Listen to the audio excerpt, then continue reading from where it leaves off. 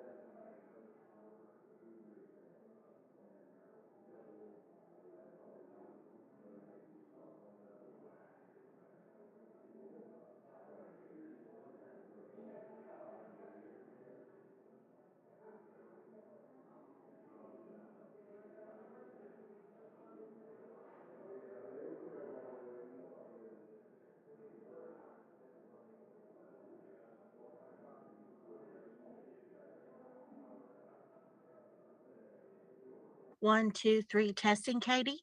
Perfect. Thanks, Nicole.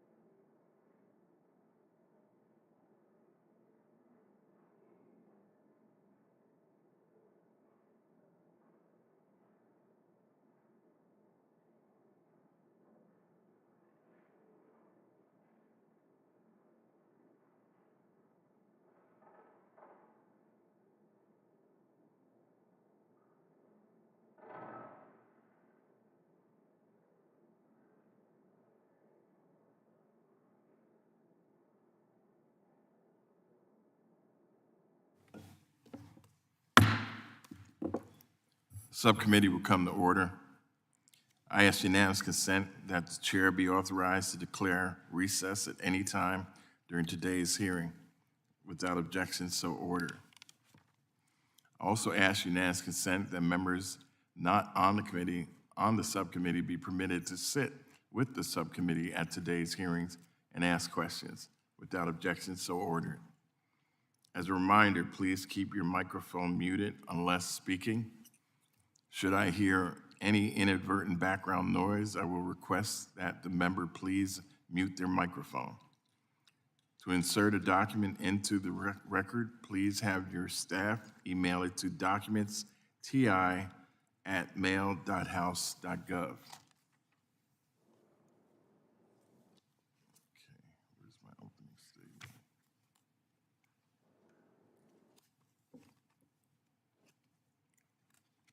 Can't find my opening statement. Okay.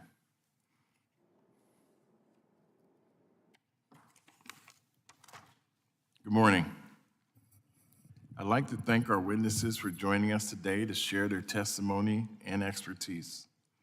I would also like to thank the ranking member, Mr. Crawford, for his commitment to making freight and rail safety the safest way to ship goods.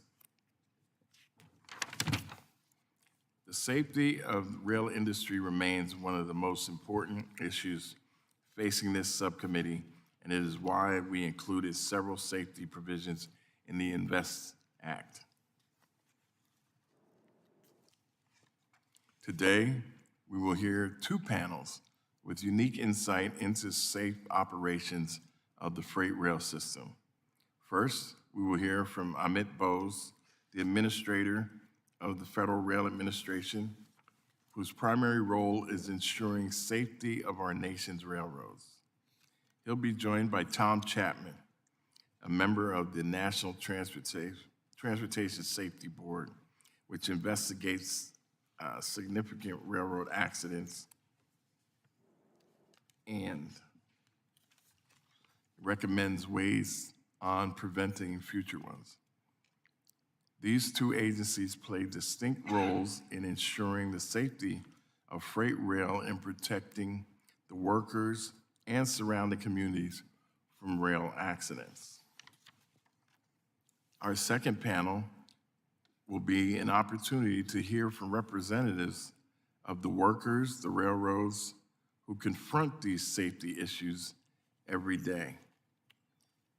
The NTSB's 21-22 Most Wanted list of transportation safety improvements includes a call to improve safety for rail workers. Their recommendations speak to recurring safety issues impacting rail workers. These include better track protection, proper training, and job briefings and access to protective equipment. Most importantly, it calls for work schedules and limitations to prevent workers from working overtime while fatigued. Railway worker fatigue is one of the most persistent and pressing issues facing our national transportation system. It is a condition we've known about for years, but have not solved. Just last week, the FRA took a major step to address this with their final fatigue risk management rule, and I look forward to hearing more about that from our witnesses today. The freight rail industry has nearly a third of its workforce, has lost nearly a third of its workforce in the past 8 years. The workers who remain report that they are being worked harder with longer and more unpredictable hours. They say these conditions are worsening fatigue and making an industry that's inherently demanding even tougher to work for. Cutting labor costs may have made Wall Street happy, but it's left our national rail system more rigid and less able to respond to the ongoing supply chain shocks. The increased pressures on rail workers have made it harder for railroads to retain workers or recall them from furlough. It takes several months to fully train a rail crew. These trainings cannot be rushed as we seek to fill vacancies created when the railroads laid off workers, both before and during the COVID-19 pandemic. Not having enough rail workers isn't just a problem with the lack of conductors and engineers. It is across the freight rail industry. This includes the carmen who inspect and repair rail cars and maintenance of the way workers who build, inspect, maintain, and repair track, bridges, and rights-of-way. We are pleased that these workers are represented here today, and we look forward to hearing their testimony. It is through the diligent work of every actor in the rail space, rail workers, railroads, and regulators, that freight rail has made significant strides to move goods safely across this nation. There has been, however, a plateauing of safety improvements in recent years, and the Class I railroads' adoption of PSR has added new complications. This is why this committee is concerned. We are concerned that the recent attempts to reduce short-term costs have had a negative impact on safety practices and the historically proud railroad safety culture. And today's hearing is intended to consider some of these current issues. I would like again to thank all the witnesses for joining us today, and I now yield to the ranking member, Mr. Crawford, for his opening statement. Thank you, Mr. Chairman. I appreciate you holding this hearing today, and I thank our witnesses for participating as well. This hearing continues this subcommittee's focus on important aspects of railroad industry safety. Today, we're specifically focusing on safety issues in the freight rail industry. America's freight rail ranks as one of the safest means of transporting goods in the world. According to the Association of American Railroads, train accidents were down 33% between the years 2000 and 2020, and accidents involving hazardous materials were down 60%. These gains in safety build towards the ultimate target of zero accidents. Monitoring and protecting our 140,000-mile freight rail network is no easy job. Improving highway rail grade crossing protections, reducing human error, and supporting innovative new drone and automated safety technologies can all contribute toward reaching the zero accident goal. Specifically, we must continue to encourage the development of automated track inspection safety technology, which has been shown to decrease accidents, identify new safety issues, and free up safety inspectors to focus on other important duties. I recently sent a letter to Federal Railroad Administration raising concerns about its denials of waivers to continue testing automated track inspection technology. I ask for unanimous consent to enter this letter into the record. Without objection. Thank you, Mr. Chairman. And finally, there are multiple federal grant programs that can help communities and railroads upgrade and improve their tracks, highway rail, grade crossings, and general network infrastructure in ways that can have dramatic impacts on safety. We must ensure that this grant funding is open and accessible to all qualified applicants in need, and that the money is distributed in a fair and transparent manner, including to both rural and urban areas. I commend the chair for holding this hearing today, and I look forward to hearing from our witnesses. And Mr. Chairman, with that, I yield the balance of my time. Gentleman yields back.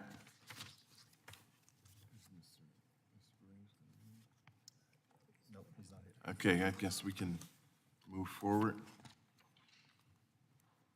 I would like to now welcome our witnesses for the first panel. The Honorable Amit Bose, Administrator, Federal Railroad Administration. We have then the Honorable Thomas B. Chapman, Member of the National Transportation Safety Board. Thank you for joining us today, and I look forward to your testimony. Without objection, our witnesses' full statements will be included in the record. Since your written testimony has been made a part of the record, the subcommittee requests that you limit your oral testimony to 5 minutes. Administrator Bose, you may proceed.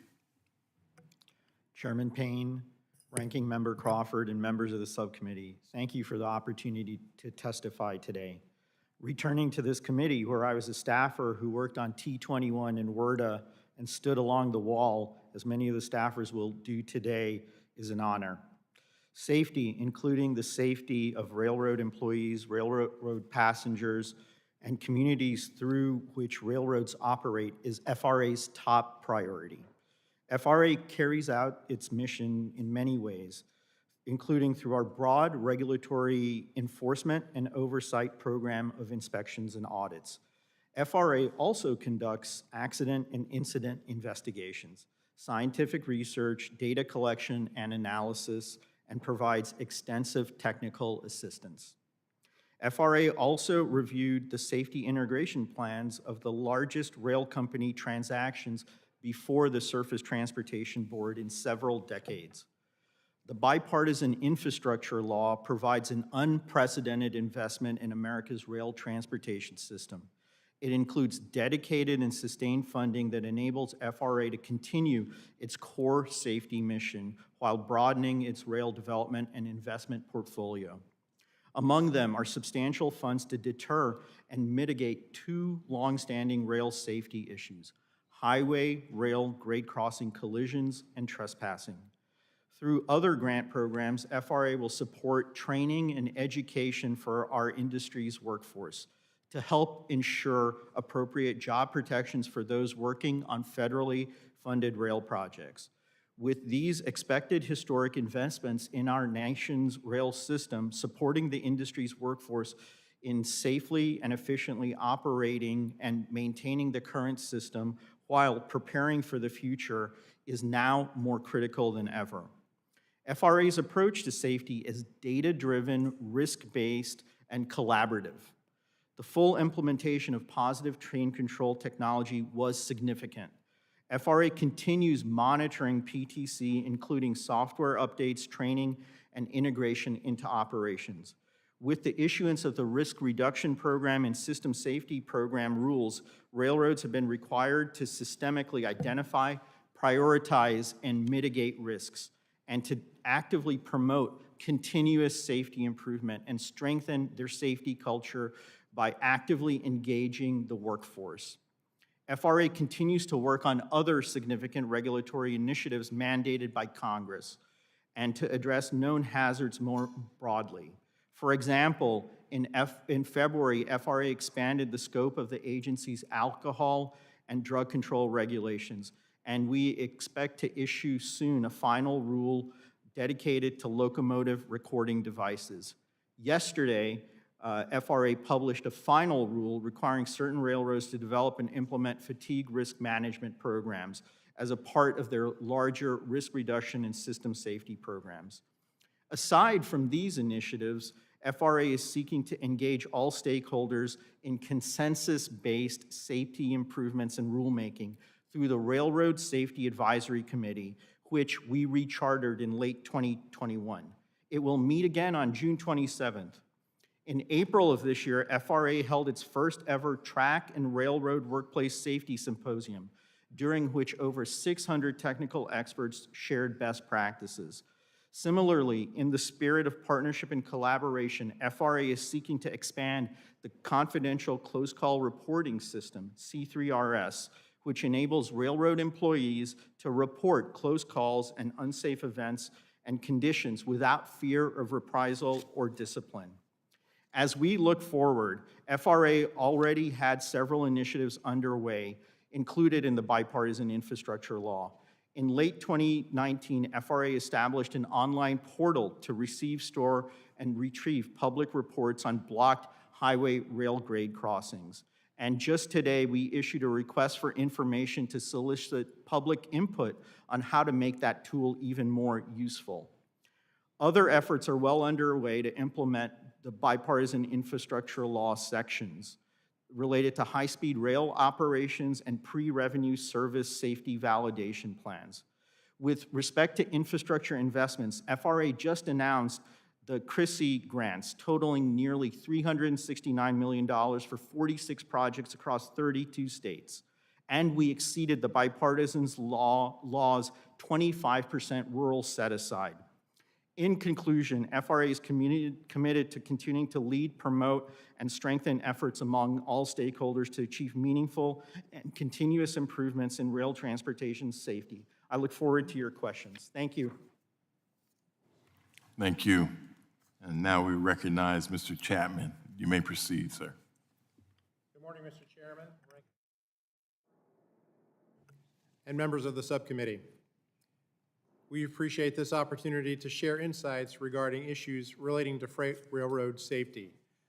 I have a strong personal interest in rail safety. In the early 1950s, my grandfather was struck and killed in a railroad grade crossing crash. He was a volunteer firefighter on a duty call with a colleague when the collision occurred.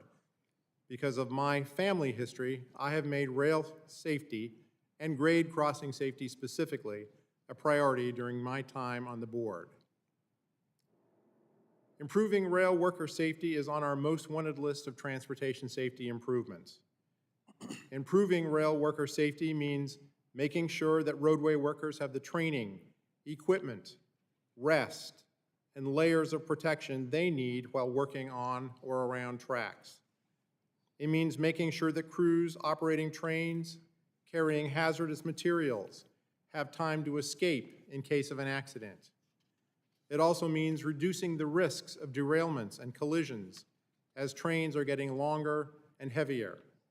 Although rail worker fatalities have declined overall in recent years, we continue to see recurring safety issues in our accident investigations that are 100% preventable. Of particular concern is the continued reliance on train approach warning for roadway workers. Under FRA regulations, train approach warning is a method of establishing on-track safety for workers using a lookout whose sole duty is to watch for approaching trains and equipment. It is susceptible to human error, such as underestimating the time needed for workers to clear tracks. We have long been concerned with the use of train approach warning as the sole form of worker protection, primarily because it lacks redundancy. Trains travel at deceivingly high speeds, and without proper warning, workers may not have enough time to react. Based on our investigations, we have made recommendations to the FRA to ensure that lookouts have the tools necessary to warn work crews of approaching trains. Likewise, we have recommended that the FRA define when the risks associated with using train approach warning are unacceptable and revise its regulations to prohibit it in those cases. Although dialogue is ongoing, FRA has yet to implement these recommendations. In 2018, in Bowie, Maryland, a young man, just 21 years old, lost his life in a preventable accident. He was standing in a work zone on an active track in the path of Amtrak Train 86, which was traveling at nearly 100 miles per hour. In this case, Amtrak's reliance on train approach warning resulted in failure to take advantage of the protections that could have been provided by PTC. In controlled track territory, the risk of roadway workers being struck by a train can be reduced by using working limits or speed restrictions, which would enable the PTC protections. We recommended that Amtrak and all Class I railroads eliminate the use of train approach warning in controlled track territory during planned maintenance and inspection activities. Mr. Chairman, fatigue decreases a person's alertness and ability to work safely. Currently, FRA hours of service regulations are limited to employees directly involved with the movement of a train.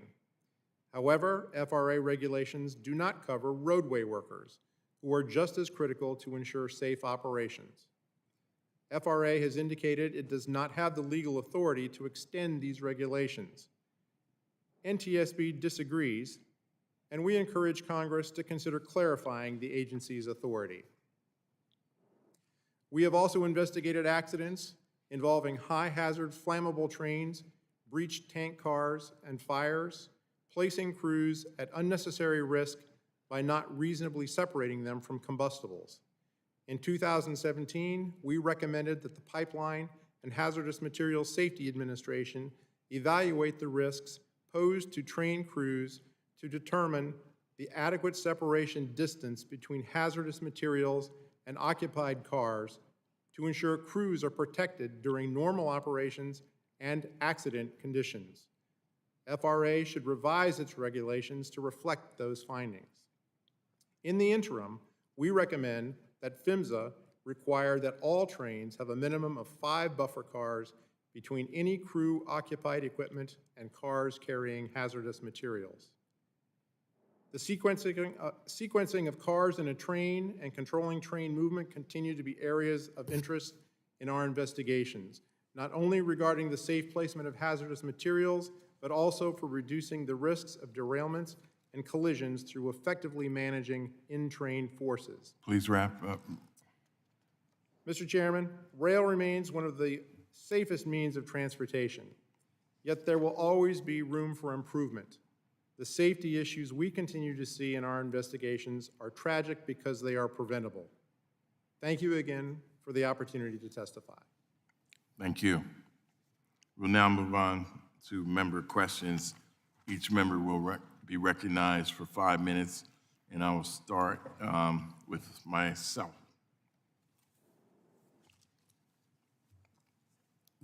Administrator Bowes, in 1974, FRA began its automated track inspection program.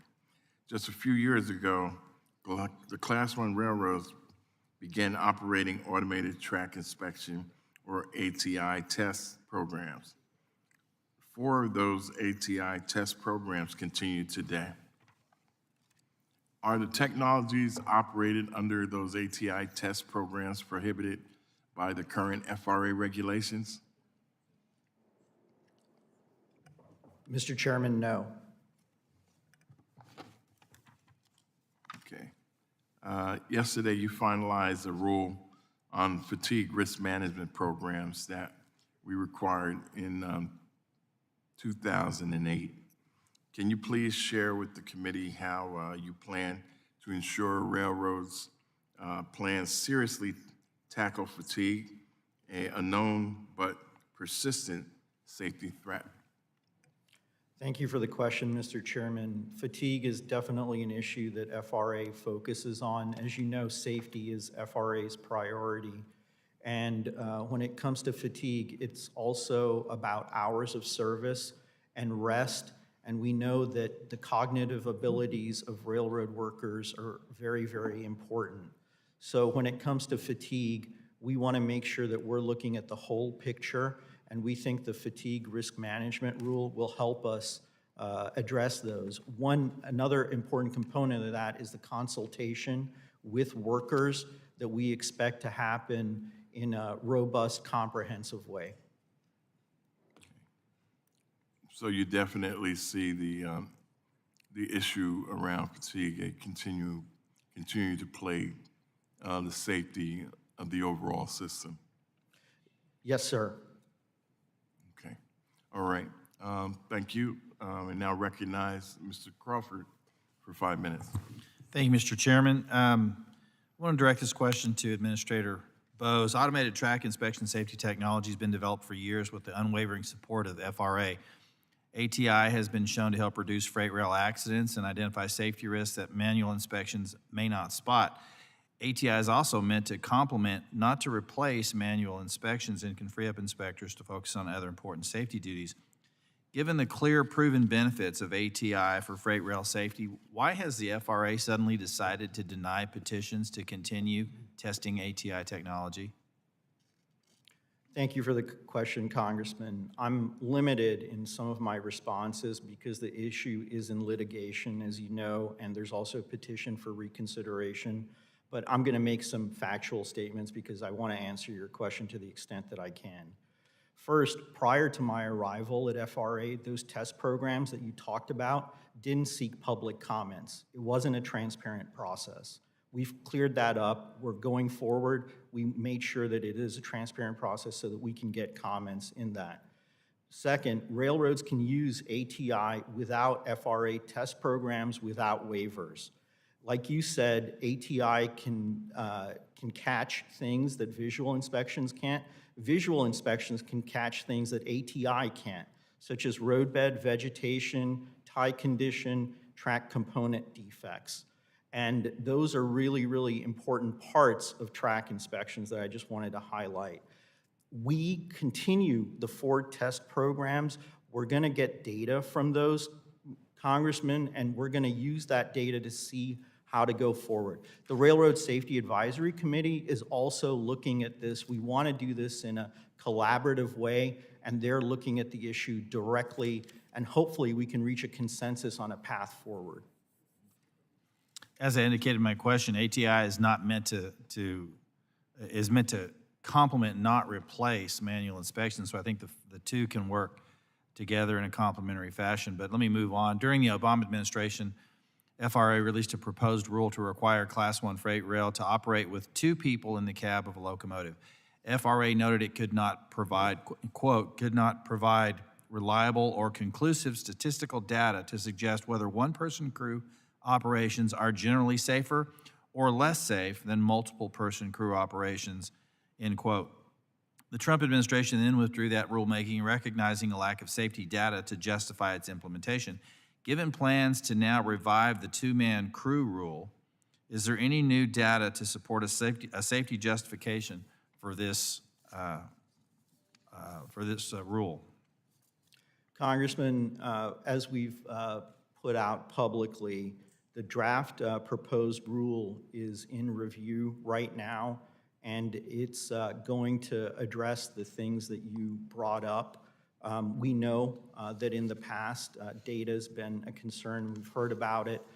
In my year and a half at the FRA, we want to make sure that the proposed rule that we have gets robust set of comments so that we know what stakeholders are saying about the rule and the public saying about the rule.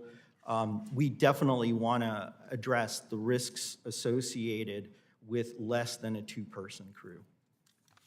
Well, let me just say that I have some concerns about this. Is possibly that the administration may just be fulfilling another campaign promise to labor unions. I mean, we're suffering from the worst inflation we've seen in 40+ years, and now we're talking about increasing labor costs, which are, you know, the brunt of which are borne downstream by the consumer. So I want to make sure that whatever rulemaking we're engaging in is actually based on real safety concerns and not just fulfilling promises to unions on the part of the administration. The reality is that it was withdrawn under the previous administration for that very reason, because there was no empirical evidence that suggested that there was greater safety with multiple person crews. And so I just want to make sure that going forward that is the primary consideration, is safety, and not promises to particular stakeholders that were made during a campaign. And with that, I yield back. Gentleman yields back, and with all due respect to my colleague, Class 1s primarily run two-man crews now, so there would be no major increase in labor costs. Next, we'll hear from the gentleman from New Jersey, Mr. Malinowski. Thank you, Mr. Chairman. It's good to see you, Administrator Bose. Congratulations on your confirmation, and thank you in particular for all your work on the Gateway project, both before you took this job and today. You and I toured the existing Hudson Tunnel with Secretary Buttigieg last summer, and I know you've been a champion of this project, which thankfully now is funded under the bipartisan infrastructure bill, and I look forward to working with you to get it over the finish line ahead of schedule, under budget. That is the challenge before us today. I want to get right back to the topic that the ranking member raised. June of 2019, your predecessor was sitting in that chair, and I asked him what I thought were some pretty straightforward questions about the length of trains and crew sizes. I asked him, should we have 3-mile-long freight trains? Should we have 5-mile-long freight trains? Should we have 10-mile-long freight trains? I asked him, let's say you have a 3-mile-long train operated by one crew member, and the train breaks down. How long would it take for that single crew member to walk from the front of the train all the way to the back of the train to try to figure out what was going on as first responders tried to get around the train? And in some cases, entire communities are simply divided in half. And Administrator Batory said, well, might take 2 hours, 3 hours. Then he added, depends on if he's a good walker or not. I don't know if that qualifies as data, but actually, it kind of does make sense. I mean, isn't it just common sense that there are safety concerns related to a very long train with one human being on the train? Trains break down. No matter how good the technology is, at the end of the day, you're going to need a person or people to be able to figure out what went wrong and to fix it, and ideally to prevent the thing from going wrong in the first place. Would you agree? Congressman, absolutely. And I'll tell you something, when I came to FRA that was sort of amazing to me was that FRA was not measuring train length in accidents and investigations. We've changed that because it's always about the data we hear. So we're now taking stock of the size of trains. And like you also said, training is an important part of that. Communication between the different parts of the train is an important component of that. So train length brings a whole host of issues that are now things that we have to address in a holistic way. Okay, thank you so much. Switching gears, or maybe switching tracks, I want to quickly reaffirm my support for a few grant applications from New Jersey Transit that are currently under review at FRA. First, a mega program grant to enhance 69 commuter rail and bus stations across New Jersey and New York. Second, a state of good repair grant for the Tunnel Avenue right-of-way bridge, which is part of the Hudson Tunnel project. Third, a state of good repair grant for improvements to Newark Penn Station, as well as for planning and pre-construction activities for the Hunter flyover. I hope for full and fair consideration at FRA. Look forward to hearing back from you soon on those. And I want to particularly ask you about the Hunter flyover. I'm sure you're familiar with that project from your previous work. It's critical to one of the main commuter railways in my district, the Raritan Valley Line. I wonder if you might offer some thoughts about the importance of that project.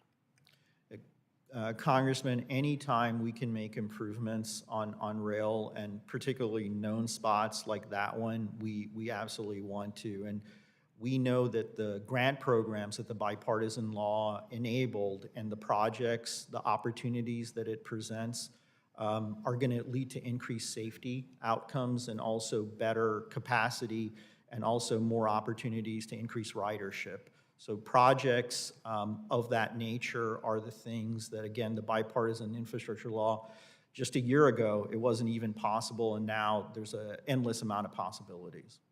Thank you so much. I yield back. Gentleman yields back. Now hear from this gentleman from Illinois, my friend, Mr. Davis. Thank you, Mr. Chairman. Love that suit today, too. I got to get me one of those. Hey, first off, my first question is going to be for Administrator Bose. In December of 2019, your predecessor, Administrator Batory, launched the Blocked Rail Crossing Incident Reporter for public and law enforcement to report blocked highway rail grade crossings. And the goal of the program was to address blocked crossings through identifying chronic problems and working to address the underlying issues. Excuse me. While blocked crossings occur in every corner of America, in my district, we're having issues in the communities of Bement and Decatur that I urge you to work with all parties to address. My staff has consistently referred constituents to the FRA's incident reporter, and so far 235 reports have been filed in Bement and 197 reports have been filed in Decatur since the tool's launch. In these municipalities, Trains block crossings for hours and sometimes days at a time. The communities are literally divided. Emergency response times are slowed, access to schools cut off, and frustrated citizens consistently have their lives disrupted. What is the FRA doing with the data collected, and what steps are being taken to further address block crossings? Congressman, thank you for that question, and I wish your communities didn't experience those block crossings. At FRA, what we do with that data is we look at it very closely to the extent that we can reach out to the railroad companies directly and share that data with them, let them know that we're hearing a lot of complaints from that specific area, and talk to them about operational changes that they can make, improvements that they can make. Also now, again, with the grant programs that we have, if we need to grade separate, we talk about those opportunities as well. But the contact with the community and our constant back and forth with the community and the railroads is very, very important. So we want to facilitate those conversations, and we want to make sure that we can reach a conclusion, a positive outcome collaboratively. Are these numbers high compared to other communities? They are high. Okay. On another issue in my district, we've consistently had the worst on-time service for the Saluki Express and the Illini Express Amtrak routes in central and eastern and southern Illinois. Can you give me any update on what's being done to address those issues on those lines? Has the FRA heard anything from the rail lines or from Amtrak? Yes, Congressman, I'm glad you asked about that. We now have quarterly metrics and standards reports that we get reports on on-time performance. And we're now at a point where we've had consistent quarterly reports where we can look at next steps. And I know Amtrak is looking at next steps to address those issues in a comprehensive manner. As you stated, these lines are well known to have had years and years of continuous delays, and now we think we have the tools in our toolbox necessary to move forward in a positive direction to address those. And again, our funding programs, if there are issues with specific places that need sidings, that need improved grade crossings, we have the ability to fund those projects. So let's address them together and move forward so that there are no delays. I appreciate that. Are the tools you're talking about tools to address the short shunt issue in those particular lines? Yeah, the short shunt issues are things that we're looking at actively right now with Amtrak, with Canadian National in particular. And we've been looking very, very closely at them, and we think that there's been some very positive movement. Well, I appreciate your optimism, but forgive me for being somewhat of a pessimist because I've had this same conversation for years now. And I get a lot of positive talk that we're all working together, but I don't see the improvement to fix the short shunt issue on those particular lines. And I said the last time your predecessor was here and the Amtrak CEO was here, and anyone related to this particular problem, we got to see results. And frankly, until we see results, we're going to continue to push and put more pressure to help our constituents. And I appreciate your time today. Thank you for your responses. I'll yield back the balance of my time. We will now hear from the gentleman from Massachusetts, Mr. Moulton. Mr. Chairman, thank you very much. It's an honor to be here. Gentlemen, a big topic of conversation these days in freight railroad world is precision scheduled railroading. And it seems to me that PSR affects a variety of constituents. It affects customers, our shippers, the employers of businesses that rely on rail transportation. It affects citizens who benefit from shipping more goods by rail, like literally everyone who ever gets on a highway or a road and encounters a truck. It affects railroad employees, and most specifically, their safety. Speaking of safety, the American public, of course, is affected by railroad safety. It affects railroad infrastructure writ large, how much money railroads are pouring into improving their infrastructure, or whether it stays the same. PSR affects Wall Street shareholders, And I'd even add that it affects Hunter Harrison's legacy. But it seems to me that on that long list, customers, American citizens, railroad employees, railroad infrastructure, Hunter Harrison, and Wall Street, the only beneficiary from PSR has been Wall Street. I don't even think Hunter Harrison's legacy will come out looking good in the long run here. So I'd like to ask a few questions about this. We've seen in recent days hiring plans at railroads right now focused on running more trains, trying to address the capacity problem, but maintenance positions are stagnant, are completely stagnant. Since railways drastically started reducing headcount in 2016 due to PSR and an obsession with raw operating ratios, collision rates have been stagnant despite purported technological advances in safety. And we don't see more maintenance of way employees coming back to work. Administrator Bose, Mr. Chapman, either of you can answer this. Is there a connection here? And what are we going to do to get the railroads better maintained? Let me say first, from a safety standpoint, we're certainly aware of the concerns that PSR concerns. We've not investigated any accidents that were specifically related to PSR, but the issues that folks have expressed concern about, fatigue, external issues, training, oversight, makeup of trains, those are issues that we would look at in any accident investigation. So it's on our radar to the extent that the concerns that people are expressing might be a factor in a particular accident, but we've had no accident investigations that were specifically related to PSR. Mr. Chapman, have derailments been on the rise? I'm sorry? Have derailments been on the rise?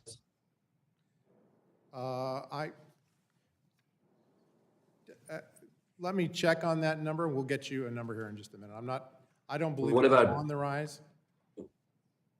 What about train breaks, trains breaking apart? Have they been on the rise? I'm not aware that we've seen a pattern in that regard. Well, I think we better check into that because I've heard from several of railroad officials that that is exactly the case. And it's striking to me that you would not know. Administrator Bose? Congressman, as you know, safety is FRA's priority, and PSR is a term that encompasses many different aspects of safety and operations.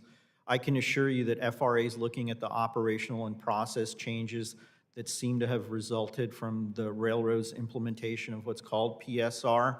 We know that the operation of fewer, longer trains without the technology and training to support such operations could affect safety, along with the removal of mechanical forces that allows train crews to perform mechanical inspections.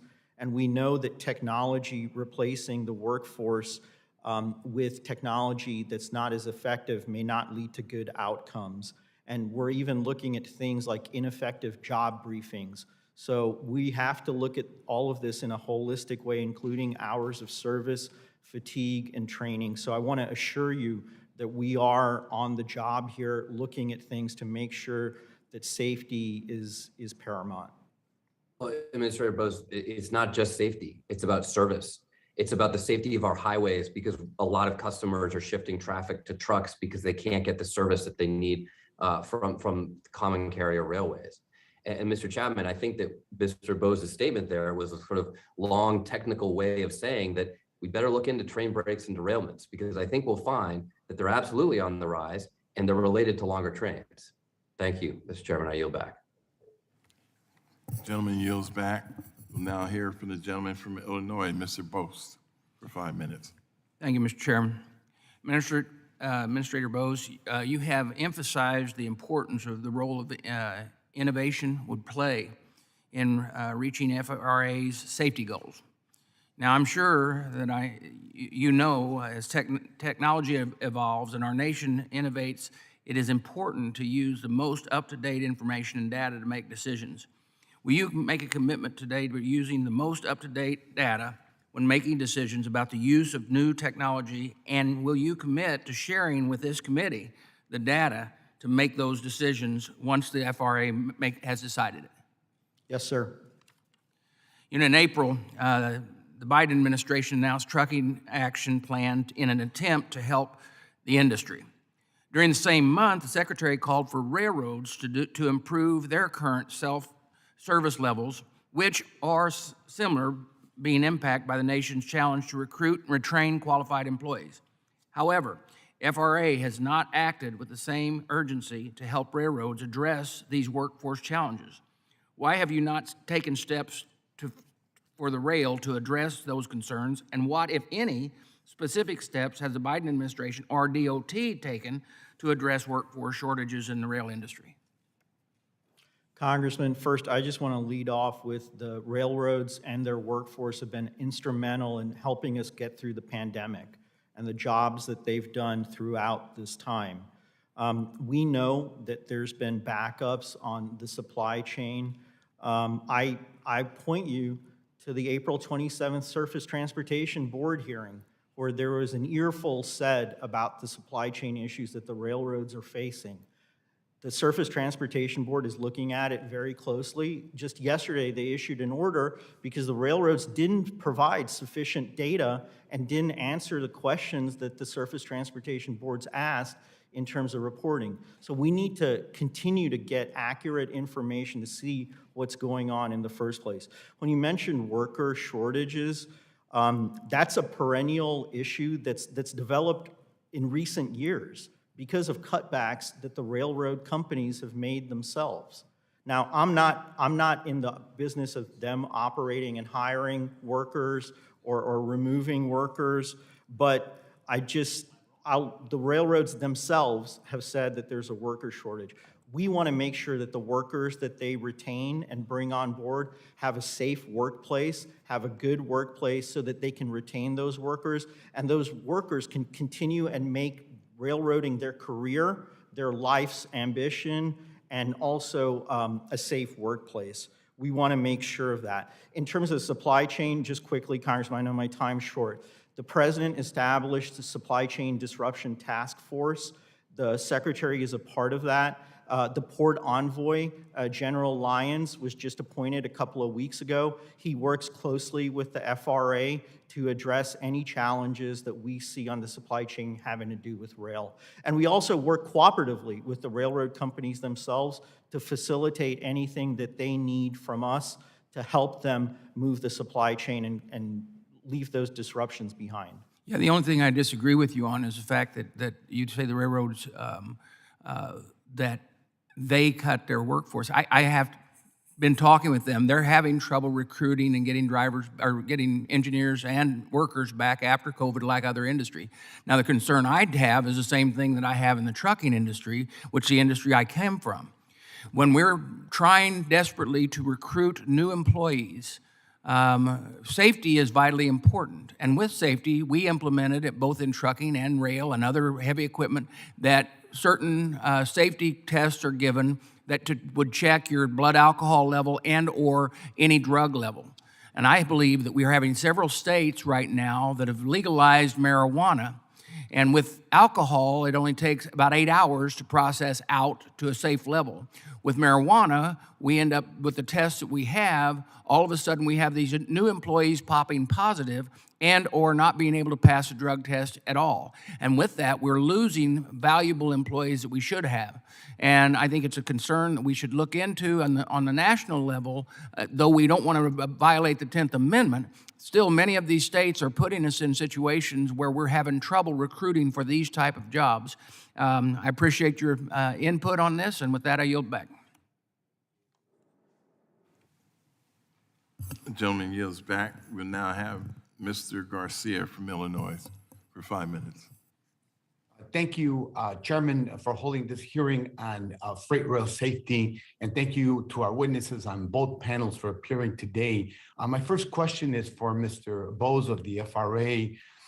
In your testimony, you note some of the recent actions that the FRA has taken to address fatigue among railroad employees and advance train crew staffing safety requirements. I applaud these actions and your leadership, but more action, of course, is needed to address the harm to workers from precision scheduled railroading, including the increased safety risk workers are facing as a result of PCR.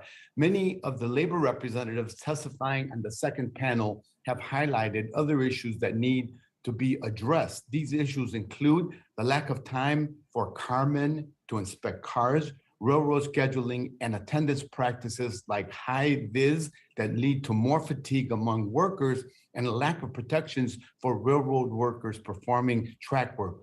What is the FRA doing to address these issues, and how is the FRA in general working with labor unions and railroads to address railroad employees' concerns about the effects of PSR? Thank you for that question, Congressman. This is definitely an issue we hear a lot about, especially due to the attendance policies that some of the railroads have instituted over recent times. When it comes to fatigue, FRA has instituted a couple of things I want to share. When it comes to any accident investigation that involves human factors as a possible cause of the accident, we collect information about fatigue. We also put out a survey at the beginning of this year where we got upwards of 10,000 comments from specifically conductors and engineers about their experiences with fatigue and hours of service. So we're analyzing that data right now. In addition, I've also reminded the railroads when it comes to their attendance policies that rest away from home is not the same as rest at home. And you can't in perpetuity be away from home and be properly rested. In addition to that, Congressman, one more aspect of what FRA does, we're also continuously looking into research and conducting research about fatigue and its impact on workers. So we're addressing in many ways, but I get your broader point that it is a very important topic that we need to address on a continuing basis here and now. Thank you for that. I want to squeeze two more questions in, so your brevity would be much appreciated. Block railroad crossings are a big issue in my district as well. You mentioned in your testimony that you're planning to do outreach to local communities to get their input as you update FRA's Block Rail Crossing portal. Can you expand on this outreach, what it looks like, and how my local communities can give you input if they would like to? And are you planning to do any visits to locations with a lot of block crossings like Chicago to meet with local communities and residents? Congressman, a couple of things there. We just put out a request for information on ways to make our portal even better for block crossing. So I'd urge your communities to provide input through that process. The second thing is the grade crossing elimination program in the bipartisan infrastructure law that you supported. We're going to go out with a notice of funding opportunity, and also in that do webinars for communities so that they can apply for funding. So those are two ways of doing it. FRA has had offices based in communities throughout the country. In Illinois is an example. So we have field personnel spread throughout the country, and they're always available to talk to your communities. And I'll follow up with your office directly to make sure that they contact and speak to your communities, get that input directly. Thank you. Thank you. I'm going to squeeze my last question in. Mr. Cawthon's testimony makes a compelling case that the FRA must take a more active role in overseeing the railroad's management of physical forces on a train as it moves. Railroads are blaming human error as other miscellaneous causes when they report train derailments to the FRA, but oftentimes it is incorrect decision of a railroad to make up equipment of a train that leads to its derailment. The improper coding gives an incorrect picture of the causes of train derailments. So what action is FRA taking to hold railroads accountable, and what's the FRA doing to better identify the causes and ensure that codes appropriately reflect the circumstances or derailments? Quickly. Congressman, we're going to improve our coding. Just so you know, we are aware of Mr. Cawthon's paper. He definitely shared it with FRA, and I think it's an important contribution to the dialogue. As you know, the National Academy of Sciences is doing a study on long trains. FRA has also a study that's been ongoing that focuses on the brake aspects of long trains. So we're going to continue to make sure that research goes forward in a comprehensive way and that we seek comment from the workers that operate these trains so that we know that the research addresses their real life Thank you. experiences. Thank you. Next, we will hear from gentleman from California, Mr. LaMalfa. Thank you, Mr. Chairman. I know the conversation will continue on the issue with railroad track time and the labor issues with that. When I've talked with folks on either end of the industry, whether on the train side or the receiving end of those products, it's a giant problem. So I appreciate you being here today and addressing that. One of the issues that we're looking at is that, well, first let me back up a little bit. Not long ago, Biden administration announced a trucking action plan to help the industry increase the number of truck drivers we have on the road, which is even more critical with some of the train issues we have. So it's especially for the long haul routes, but we have not seen that I know of an action yet taken by the administration to replace or improve the employment barriers for the railroad side of it. So as we're talking about maybe an improvement in the trucking area, we need to have that dramatically increased and improved in railroad employment. So the Secretary of Transportation has called for railroads to improve their service levels. Railroads have stated on multiple occasions they are having difficulty recruiting and retaining, et cetera. So with the issues we're having with supply chain, and whether it's imports or domestic production, we have a lot of ability in this country to make up for imports, and we shouldn't be so dependent on imports anyway, in my view. For food production and fertilizer, as we know, because obviously for food production you need fertilizer to get the yields that we're accustomed to. So we can make up for it with the capacity we have in this country. As you know, urea is going to be a bigger problem since the major exporters of it are Russia and China and Qatar, and they're cutting it off. And so what's important about urea, not only as a nitrogen source for fertilizer and growing food, but what is known as diesel exhaust fluid to keep the newer engines from post-2010 running cleaner. It's an additive that basically is fed into the exhaust system downstream of the engine that if you don't have it on trucks, tractors, other equipment that are programmed for it, it won't run. Not only would it just not run well, the computer system basically shuts it down. You can't operate the vehicle, the tractor, whatever, without the diesel exhaust fluid, the blue fluid, as you know. So there's becoming a big supply chain problem on that. And what can the administration do to be helping with the production of that as well as the transportation? Because my understanding is the railroad folks are, without the labor to move the product, are starting to cut back. Some of the truck stop people that would be vending it, they just don't have the capacity to move it. This is going to be a giant crisis here, yet another one, really soon, if trucks and other equipment that is needed does not have this DEF, the DEF product, to keep those newer, cleaner running engines operating. Now we can do other things. We can pull old trucks out of inventory that don't require that, or maybe go back to older tractors, or try to get a waiver on bypassing the system. That's not going to be popular with the EPA or anybody. So what should we do about this? DEF is going to be a big problem, and if the rails can't move it, what are we going to do about that? Congressman, that's something that I'm happy to look into more and address it. In terms of working with the industry, we're happy to do that and continue doing that to find ways to move the goods and the commodities that we need. I just want to mention and address what you talked about, workforce and increasing the railroad workforce. In the CRISI grants that I mentioned in my opening statement, there was a grant that we gave for workforce development efforts. It was for Amtrak mechanical employees, specifically.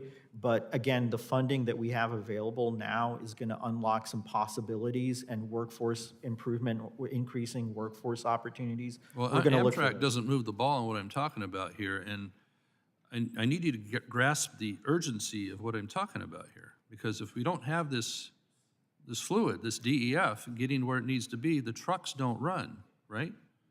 And if you got it, a truck brought it is one of the common phrases, is that goods, food, whatever, is not going to get moved from production to the shelf or even pre-production, you know, from the field to the mill, whatever it is. 5 seconds. This is a critical situation, so we need not be just looking into it. We need urgency from the administration to look at an immediate way to make this happen. Thank you. Thank you. Gentleman's time has expired. Next, hear from the gentlelady from California, Ms. Napolitano, for 5 minutes. Thank you, Mr. Chair. Mr. Administrator, it's good to see you again.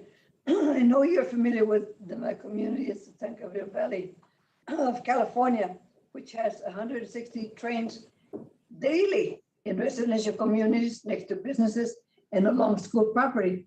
There are many grade crossings that cause major safety, congestion, and pollution concerns in my district.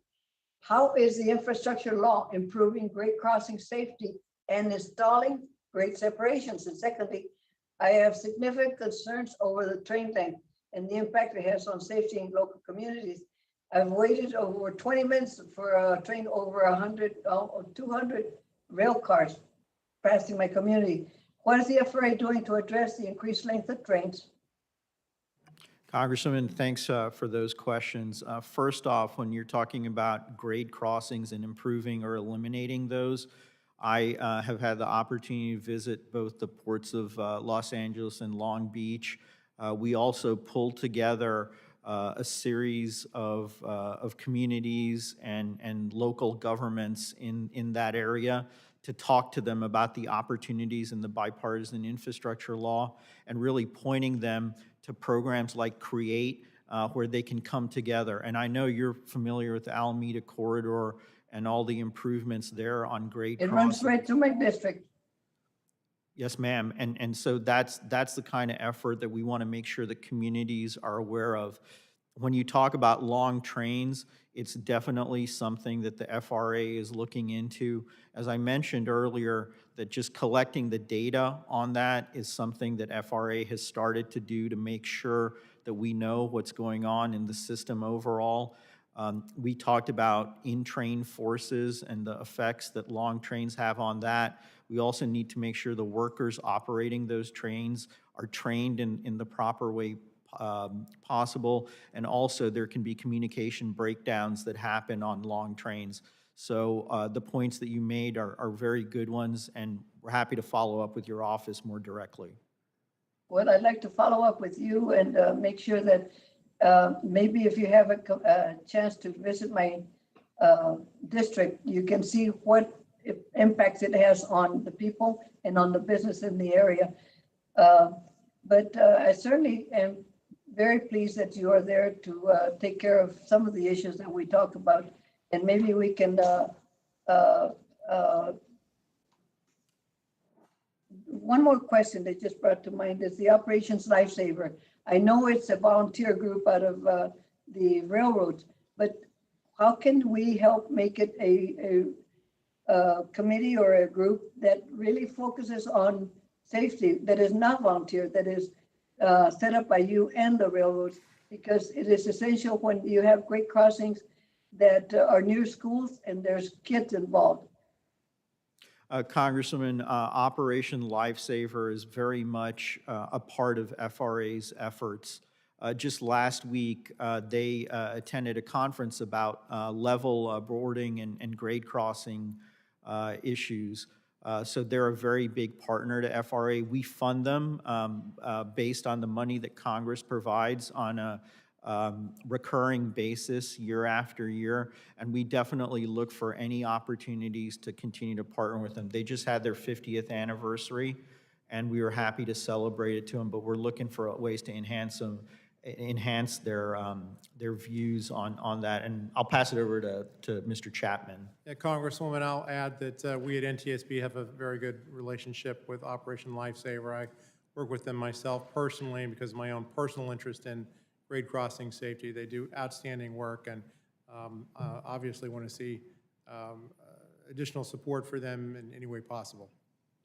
Well, I'd like to be sure that we have our schools available to tap into those sources, because it is quite a problem with the Elementary Corridor East that doesn't have all the grade crossings that are necessary to prevent any accidents or anything happening in the area. Thank you very much, Mr. Chair, and I yield back. Young lady yields back. We'll now hear from Mr. Balderson for 5 minutes. Thank you, Mr. Chairman, and thank you both for being here today. My first question is for Administrator Bose. About a month ago, FRA announced the establishment of the Corridor Identification and Development Program. According to the FRA, the program will facilitate the development of intercity passenger rail corridors. However, the FRA will not require that any proposals demonstrate the commitment of host freight railroads. Does FRA believe freight railroad consolidation and participation is necessary in this program? Congressman, on shared corridors, especially those owned by host railroads, projects will not go forward without the host railroads' cooperation and participation. Thank you. Can you expand a little bit more on the role of the freight railroads in this program, please?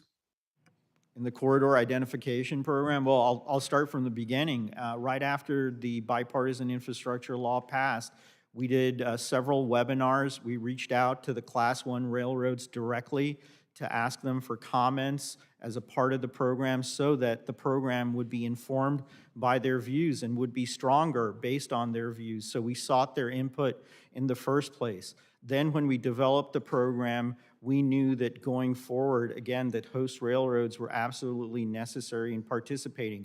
And we emphasize that in the technical assistance that we provide to any community, any state, any locality that's looking at doing the corridor program. Perfect. Thank you very much. My next question, Administrator, is the FRA's guidance for the Corridor Identification and Development Program. The FRA is requiring applicants state whether they intend to select Amtrak as its operator or not.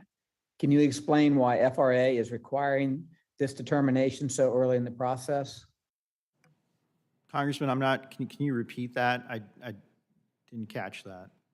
Yes, sir, I sure can. I apologize. In the FRA's guidance for the Corridor Identification and Development Program, the FRA is requiring applicants state whether they intend to select Amtrak as its operator or not.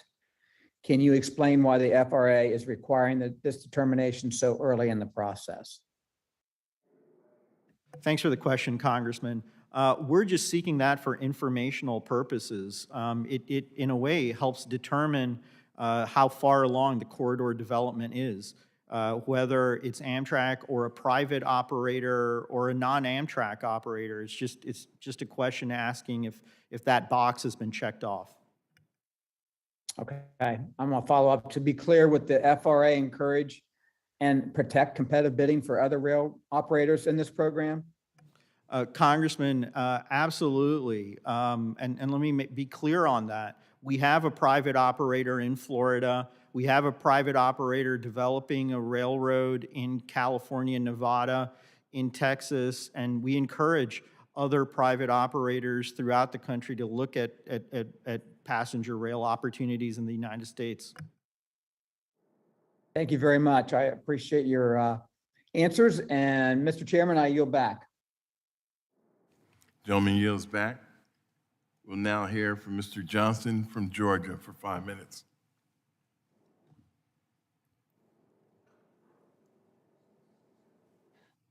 Thank you, Mr.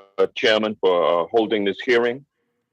And I want to thank the witnesses for your time and your testimony. And I apologize for the bad lighting. I'm in a bad situation trying to do the best I can.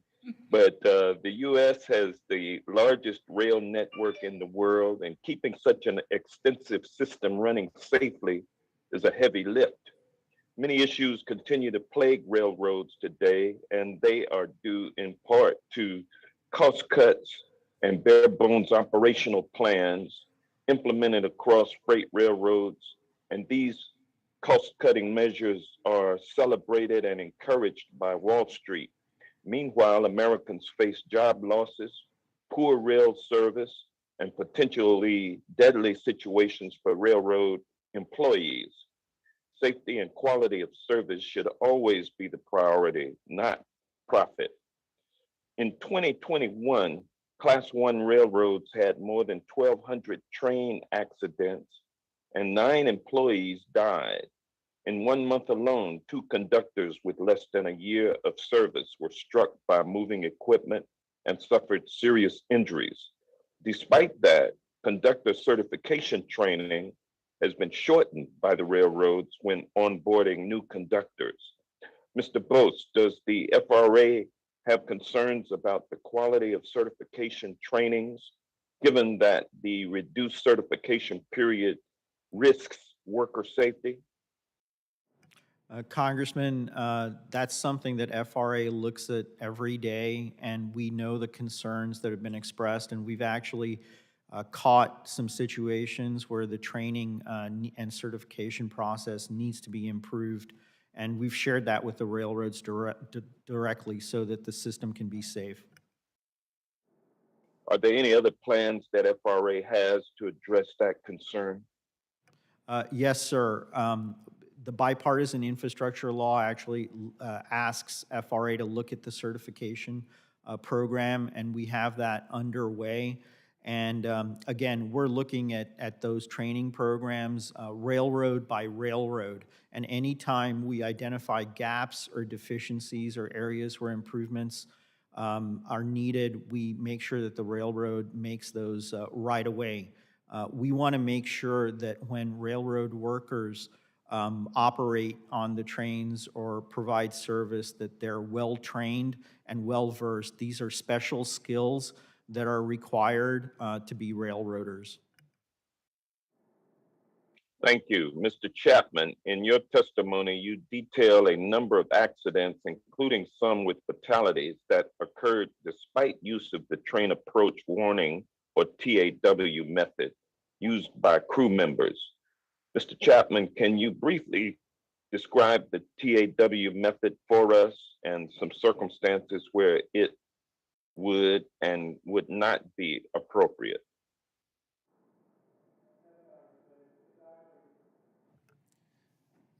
Congressman, it's actually a very simple system. It relies upon a watchman or a lookout to spot oncoming trains and then to warn the crew, the working crew of the oncoming train. And the requirement is to allow the crew to clear within 15 seconds before the oncoming train. The problem is that it's highly susceptible to human error, failure to, frankly, distraction, failure to properly anticipate the oncoming train. Trains move very quickly. So we have seen some accidents that were quite tragic. The one that I highlighted in my statement was the Amtrak accident in Bowie, Maryland, where a young man was killed, struck by an oncoming Amtrak train moving at 100 miles an hour. He was standing on an active track, had no other place really where solid footing was available to him. What we believe is that in controlled track areas that we're not seeing the railroads take sufficient advantage of the capabilities of the PTC system, which allows speed limitations and other work limits to be put in place to ensure that we don't have to rely on such a relatively rudimentary system as train approach warning. Thank you. My time is expired and I yield back. Gentleman yields back. We'll now hear from Mr. Johnson of from South Dakota. Thank you very much, Mr. Chairman. I'd like to have a conversation with Mr. Bose, particularly related to crew size. I know a few years ago, FRA had noted that it lacked empirical evidence to suggest that one-person crews were either more safe or less safe than two-person crews. Sir, does the FRA have any new data or different findings? Congressman, we'll be happy to share that with you when the notice of proposed rulemaking comes out in the near future.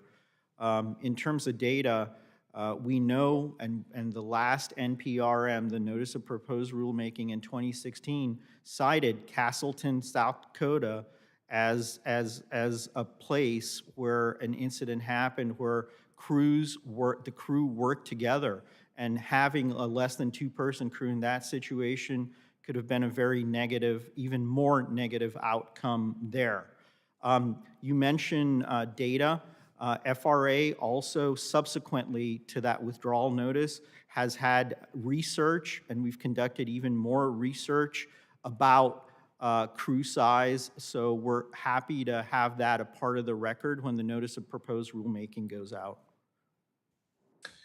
Yeah, and I do think, I mean, the South Dakota example is illuminating. Of course, it is just one example. It's an anecdote. We can learn from those things, but I do think we want to make decisions. We want to promulgate rules based on good data. Are you not in a position to be able to release that data to the public prior to a rulemaking?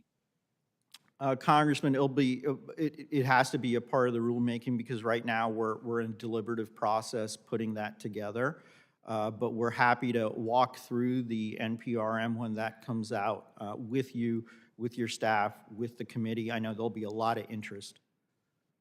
Well, and to be clear, sir, I'm not asking that you would share with me your what you intend to introduce as a proposed rule. I understand that that would be protected by the deliberative process, but certainly safety data is something that you could release in advance of an NPRM, isn't it? It depends on what type of safety data you're talking about, Congressman. We definitely have readily available data on an ongoing basis that we put up on our website. But we're happy to, I will follow up with your office and go over some specific data that we can share. Yeah, I think that would be instructive. Of course, whatever we do, we want to be evidence-based and data-driven. Do you have a timeline in mind for next steps with regard to the NPRM? The NPRM's under review right now, and it's hard to pinpoint an exact time on that. So we don't know whether that would be weeks or months or longer? It's going to depend, Congressman, on the review process. I wish I could be more specific. I'm sorry I can't be. Congressman, if I could add something from the NTSB perspective, we think the very basic step that's being taken now in modifying the incident accident report form, FRA's incident accident report form, will help ensure just better gathering of data with respect to crew size and train length. We think that very basic step will help generate considerably more useful data than what we currently have. Sure. Well, and I would just, note, Mr. Bose, I understand timelines can be flexible, and I'm not trying to pin you down, but, I was a regulator in a former life. I certainly, as an agency head, had a role in promulgating rules, and I always felt like one of the ways that I could help to increase trust and transparency and confidence is giving people some sense of when things might happen. And just even internally, of course, with my team, when I was a former regulator, I would say, hey, gang, we want our review to be done on X date. We'll build in a couple extra weeks of wiggle time because we know other things come up. But the idea that you just don't have any idea, when the world would get a sense of what you're planning to propose, I don't know that that's confidence inspiring. And I know you work in an incredibly difficult political and technical environment, but I would just note that I think giving rough timelines can help to buy up and build confidence in the work of the FRA. And I hope you keep that in mind as we move in the future. With that, Mr. Chairman, thank you, and I yield back. Gentleman yields back. We will now hear from Mr. Auchincloss for 5 minutes.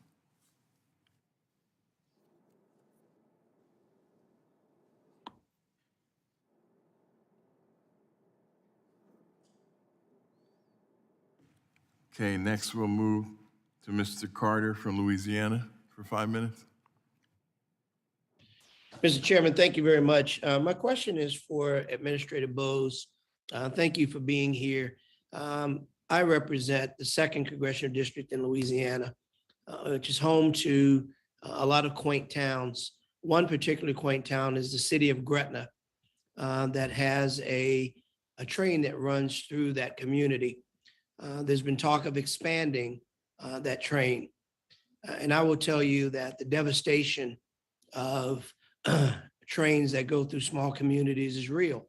It impacts commerce, it impacts quality of life, and generally has been proven to be a real problem. Can you share with me your views on how we can work to preserve the security and sanctity of our small towns to prevent these expansions of railways that run through small cities? Congressman, for FRA, safety is absolutely our priority. So we want to make sure any trains that operate in those communities are doing so in a safe manner. In terms of the expansion, I don't have the details that you do exactly where and to what level.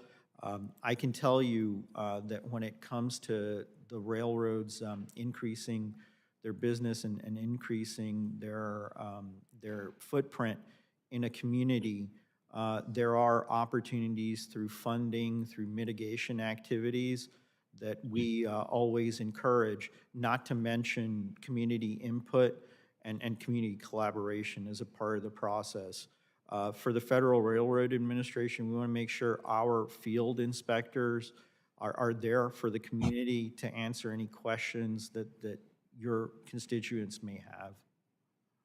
And we've been in communication, and I thank you for that. And I know that working with the governor's office and Secretary Wilson with the Department of Transportation Development in Louisiana, there's been discussion ongoing.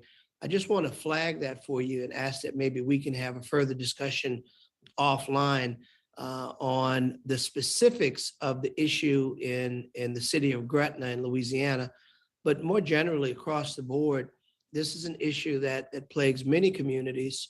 And while we understand the importance of commerce, we want to make sure it's done in a way that, as you mentioned, is safe, secure, and does not disassemble, if you will, the economy and community that's so important to all of us. Pivoting from that, the workforce shortages, how has that increased your ability to maintain the security of rails that run through communities? Congressman, in terms of the staff reductions and the workforce that you just mentioned, we and FRA absolutely believe that the rail system in general is safe in its operations. There's always room for improvement. We can always do better. And we want to make sure that when the workforce increases, that the training, the certification processes are done the right way, and that we want to make sure that the infrastructure and the equipment and every other part of the railroad is as safe as possible for workers. And has that been the case? Have you seen increase, decrease, standstill as a result? Congressman, I'll just tell you, when I came on last year, I had seen the first half of the year especially, there were fatalities of workers, and I follow those closely.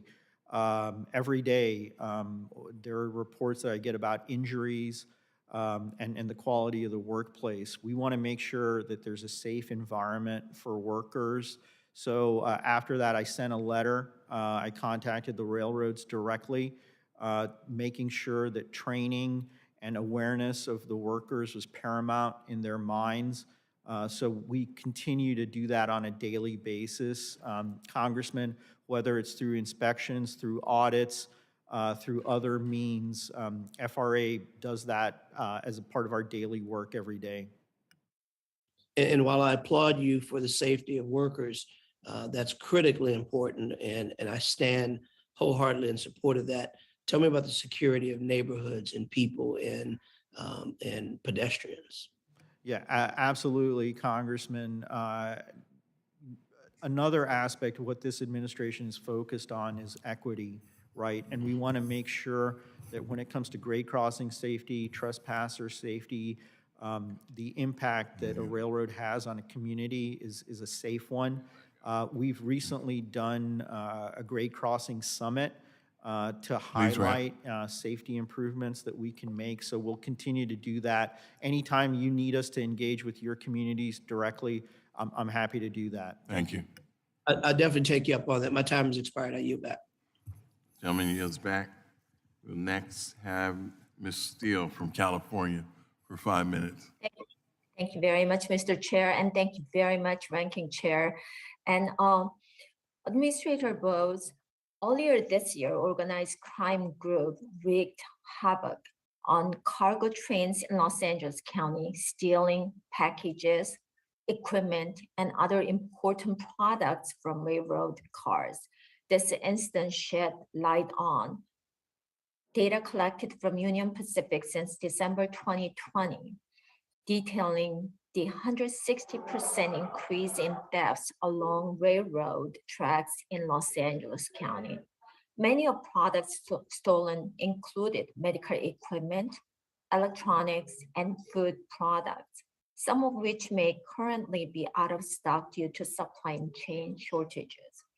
It is also important to note that many of these purchases are delivered not just in California, but throughout the United States, affecting interstate and international commerce.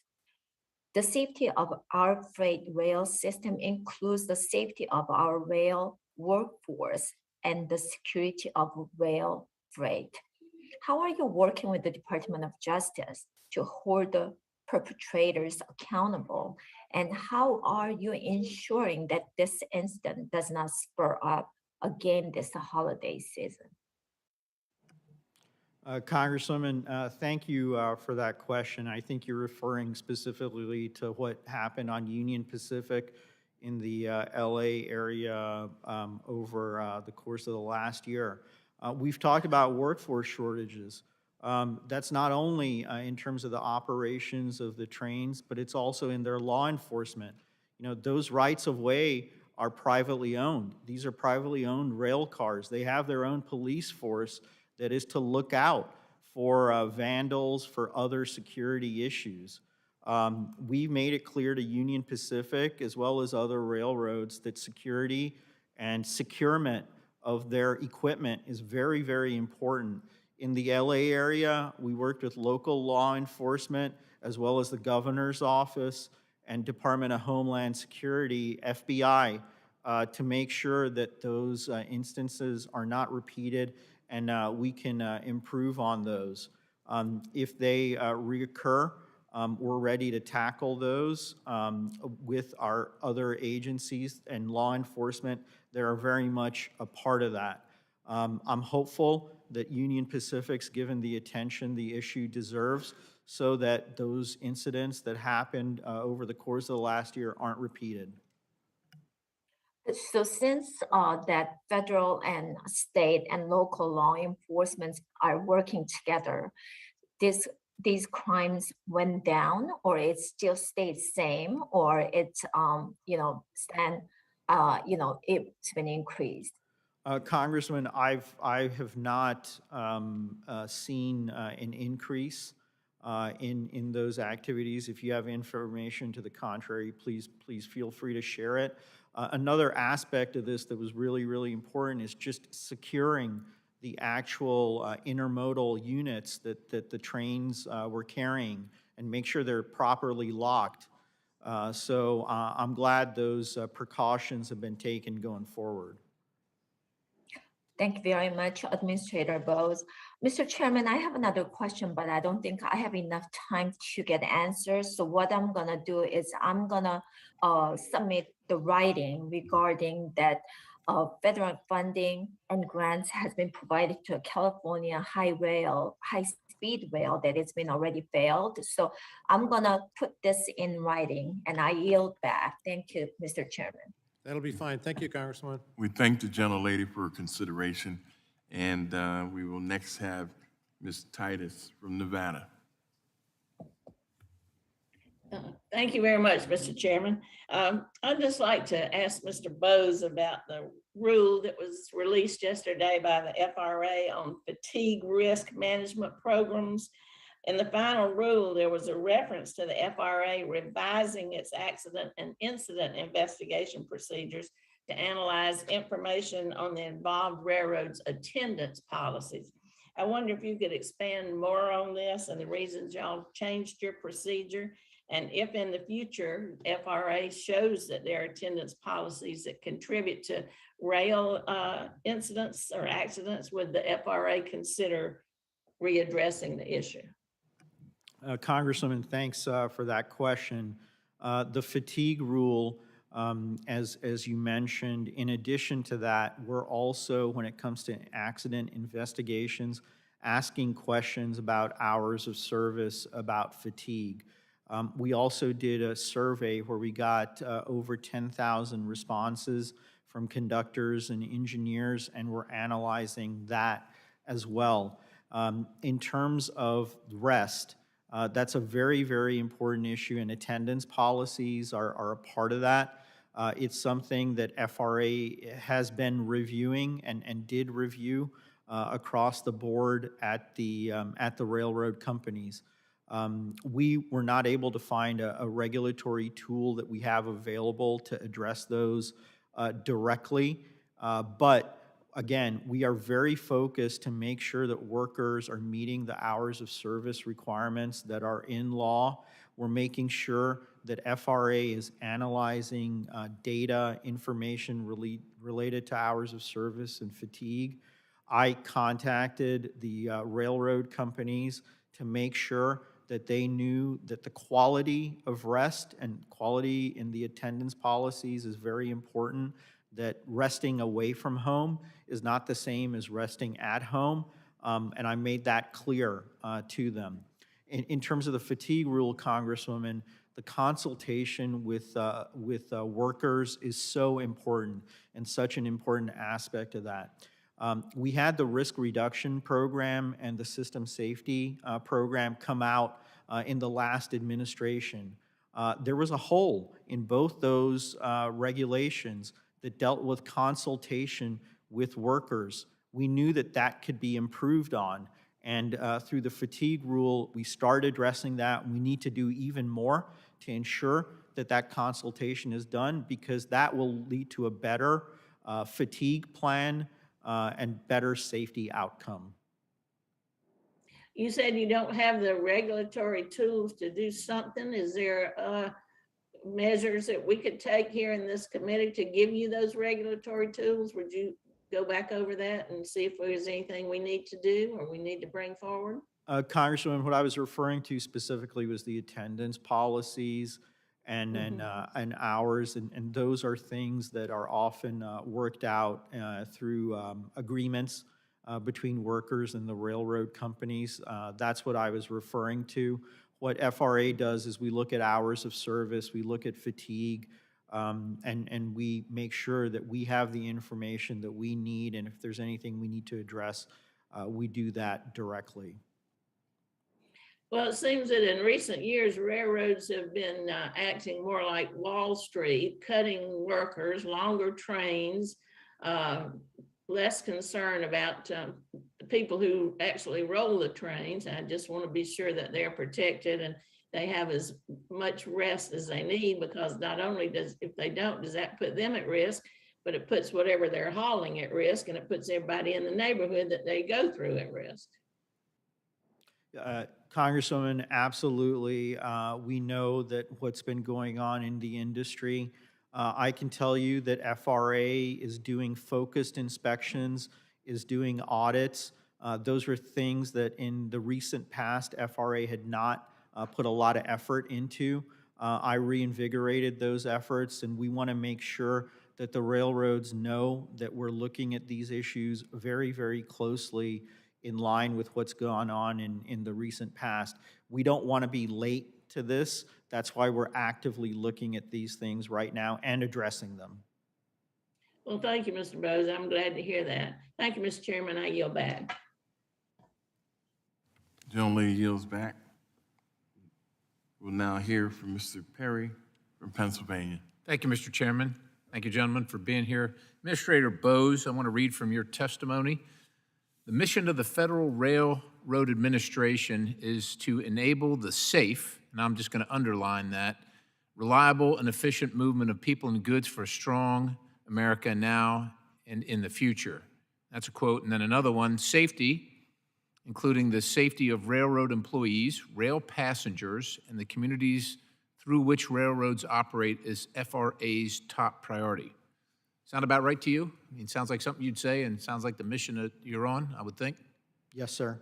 Okay, so I know that when you talked to Mr. Crawford, you didn't want to answer questions regarding a lawsuit with BNSF, but I'm going to ask you questions about Norfolk Southern, so hopefully you can answer some questions regarding automated track inspections.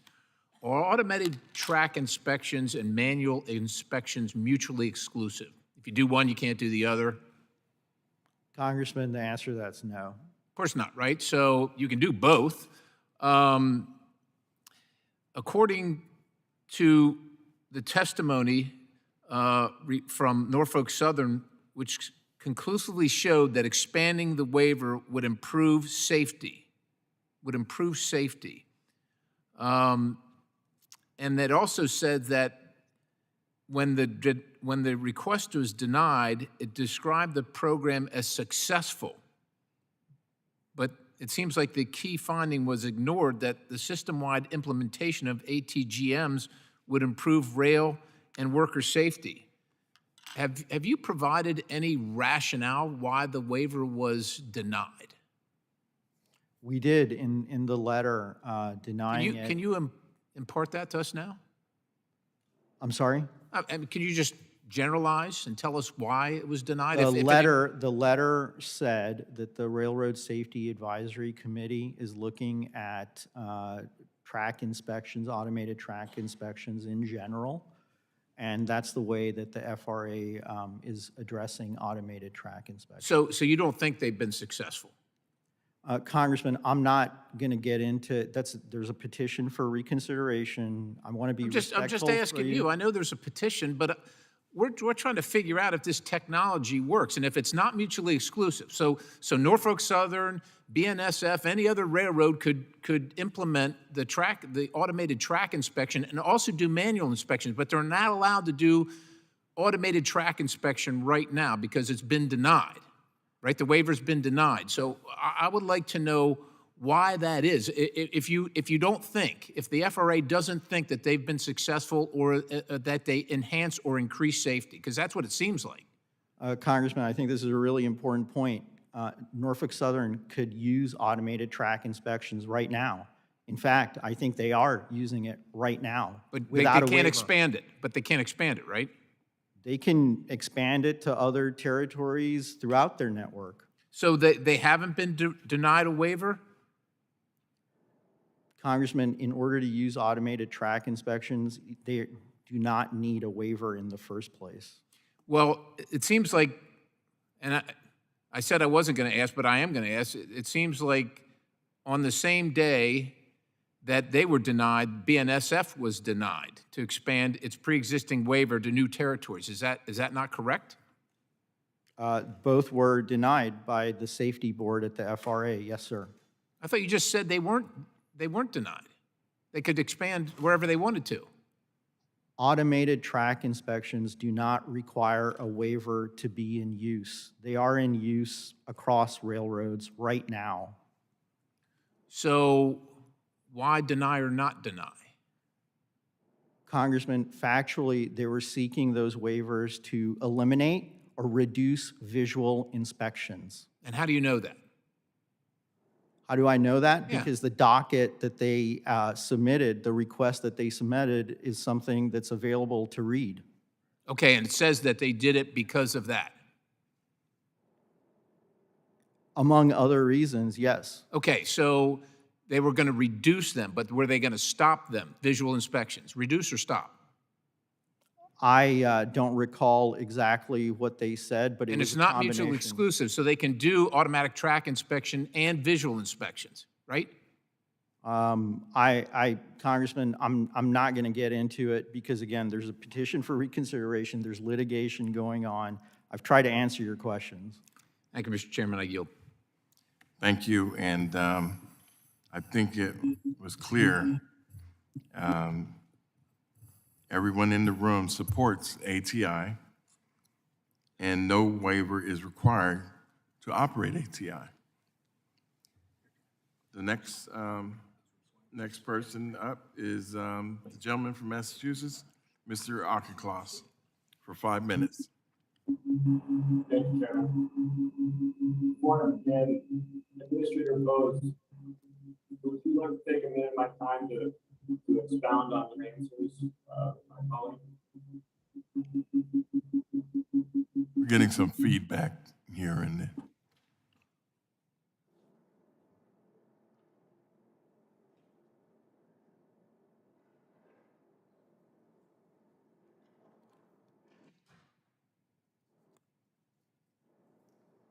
Gentlemen, can you proceed?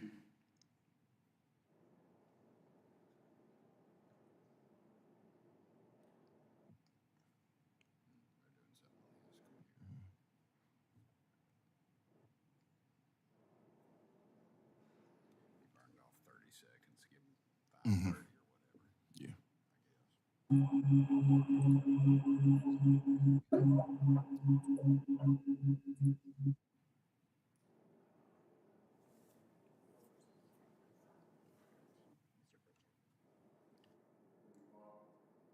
While we're trying to figure out what's going on with Mr. Auchincloss, we'll hear from Mr. Burchett.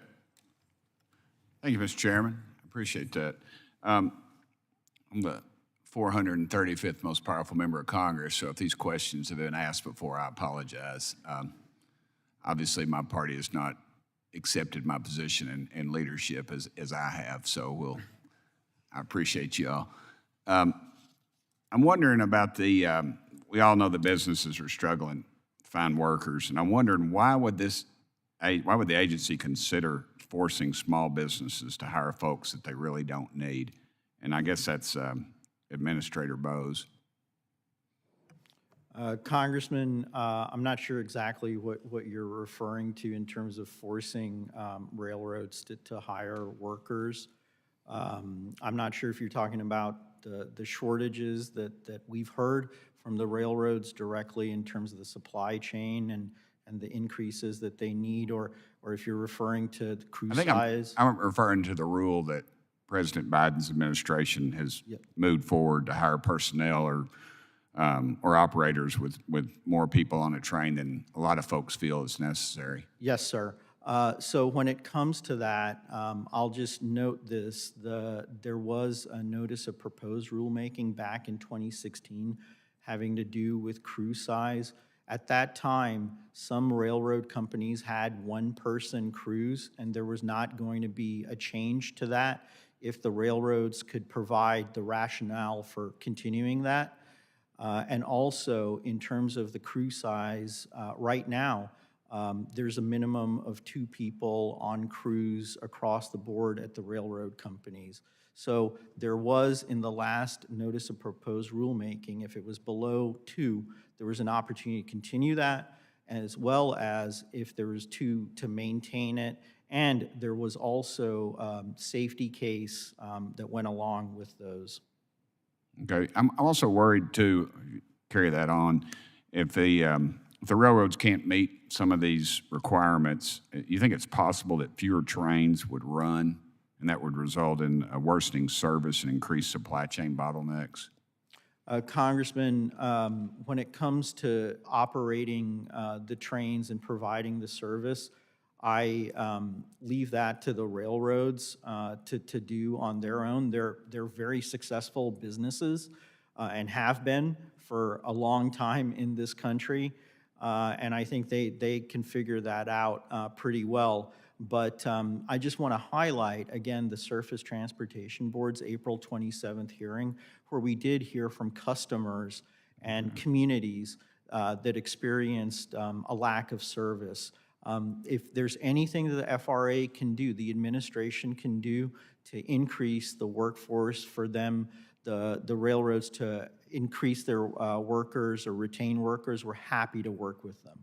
Okay, I'm just afraid that some of those mandates might carry over and more disruptions. 2 weeks ago, 24 short lines were awarded CRISI grants.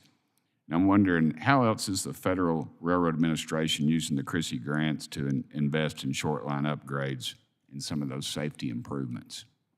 Yes, sir.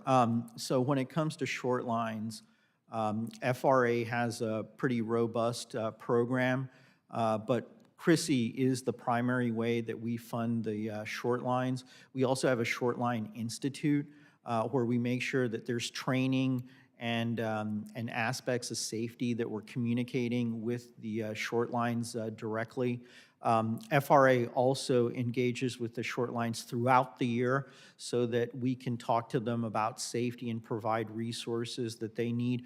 I had an opportunity to go to California, in Oakdale, California, and visit a short line company called Sierra North. And they were replacing ties, believe it or not, that were over 100 years old with the CRISI money that we gave them. So we're always looking for more opportunities. We know. I hope it wasn't those concrete ones. I see those about behind some property I used to have. I see those. They make nice borders for gardens now. They didn't last too well. It's the good old wooden ones, I'm afraid. Yes, sir. They're wood. They're wood. Yes, sir. All righty.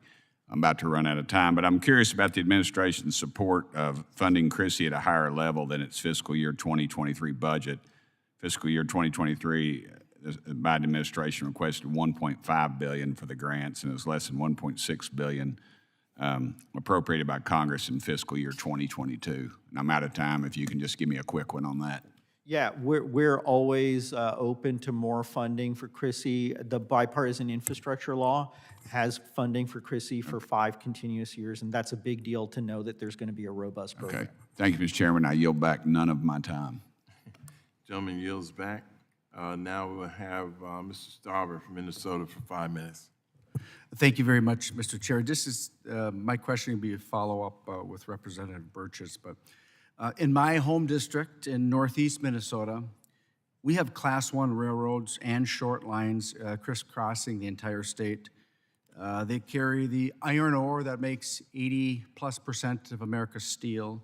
They carry coal and other commodities and more from the West Coast and the plains through the port of Duluth. They employ hundreds of people and provide for family-supporting union jobs. Rail safety is ever present both in those communities that have rail lines running through them and the families who have parents and loved ones working on these lines. One such program that is important to rail safety is the Consolidated Rail Infrastructure and Safety Improvements Grant Program, which you just talked about. Short line railroads are directly eligible for CRISI funds, and they have been successful in harnessing these resources since the program was created in 2015. And 2 weeks ago, the FRA made its latest awards, announcing 24 short lines would benefit from this program, putting investments to work to make their railroad safer by upgrading outdated track, bridges, and tunnels. These investments also make the network more efficient. Can you discuss your continued commitment toward using the CRISI program to invest in key safety goals like allowing short line freight rail to upgrade and make important repairs? Congressman, short lines play such an important role in the railroad network that we have, and we want to do everything possible to make sure that they are robust and have the funding to make the improvements that they need. As you mentioned, the CRISI program is such a great tool to do that. Thank you very much. And can you discuss how Chrissy more generally helps railroads improve the efficiency of the supply chain?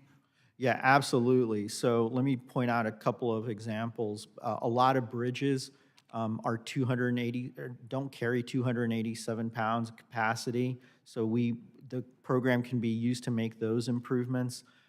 They're used to make improvements to track so that the tracks can accommodate higher speed trains.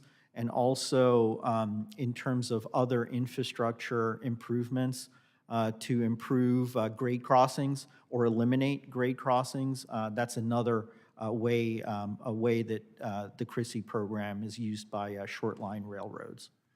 Thank you very much. And just, I'll just end with this.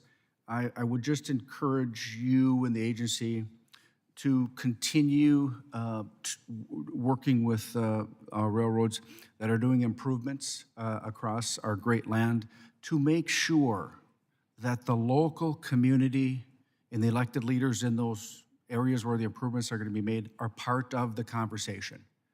And I think that's critically important. We know that you know, the railroads are help build our country, and we're upgrading the infrastructure. But I just want to make it clear to you, my recommendation is to make sure that our communities, many of them are smaller communities, that when there are upgrades, et cetera, that the administration supports working with the community leaders and such, and have an actual input on the design and be involved in the conversation. I think that would be a great help as the railroad continues to invest. So, Absolutely, Congressman. thank you very much. Mr. Chair, I yield back my 1 minute and 5 seconds. Appreciate the gentleman's consideration. And now we will have Mr. Auchincloss from Massachusetts, who's joined us.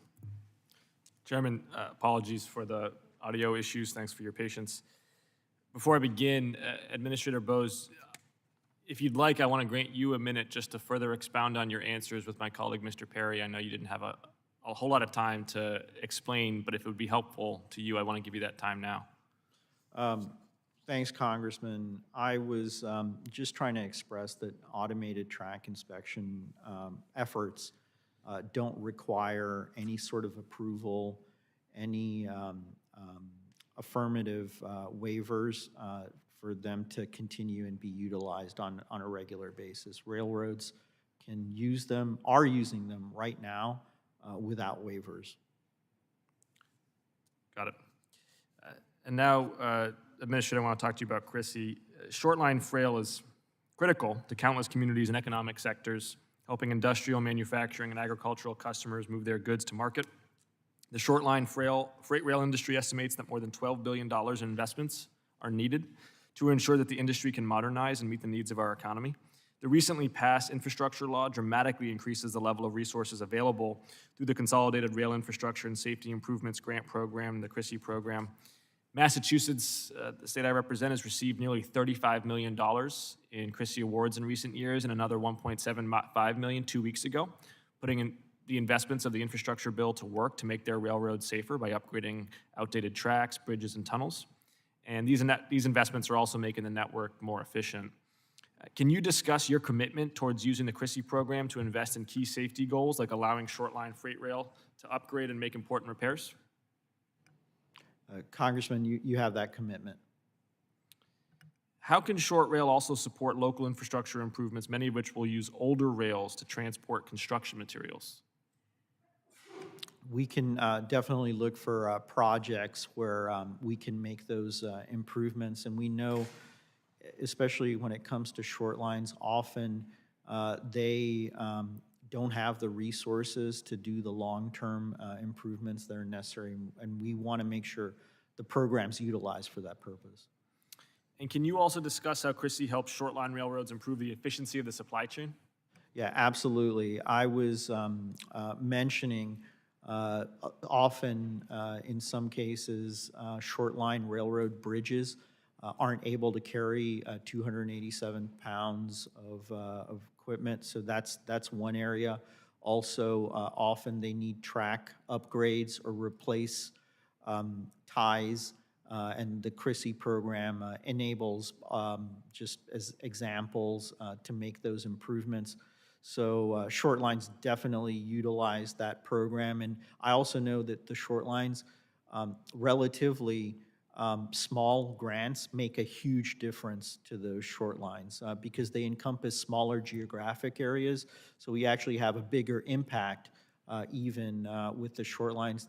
The funding goes a lot further. Got it. Mr. Chapman, final question for you, a basic but open-ended one. What's the single most important thing we could do to improve the safety of freight rail?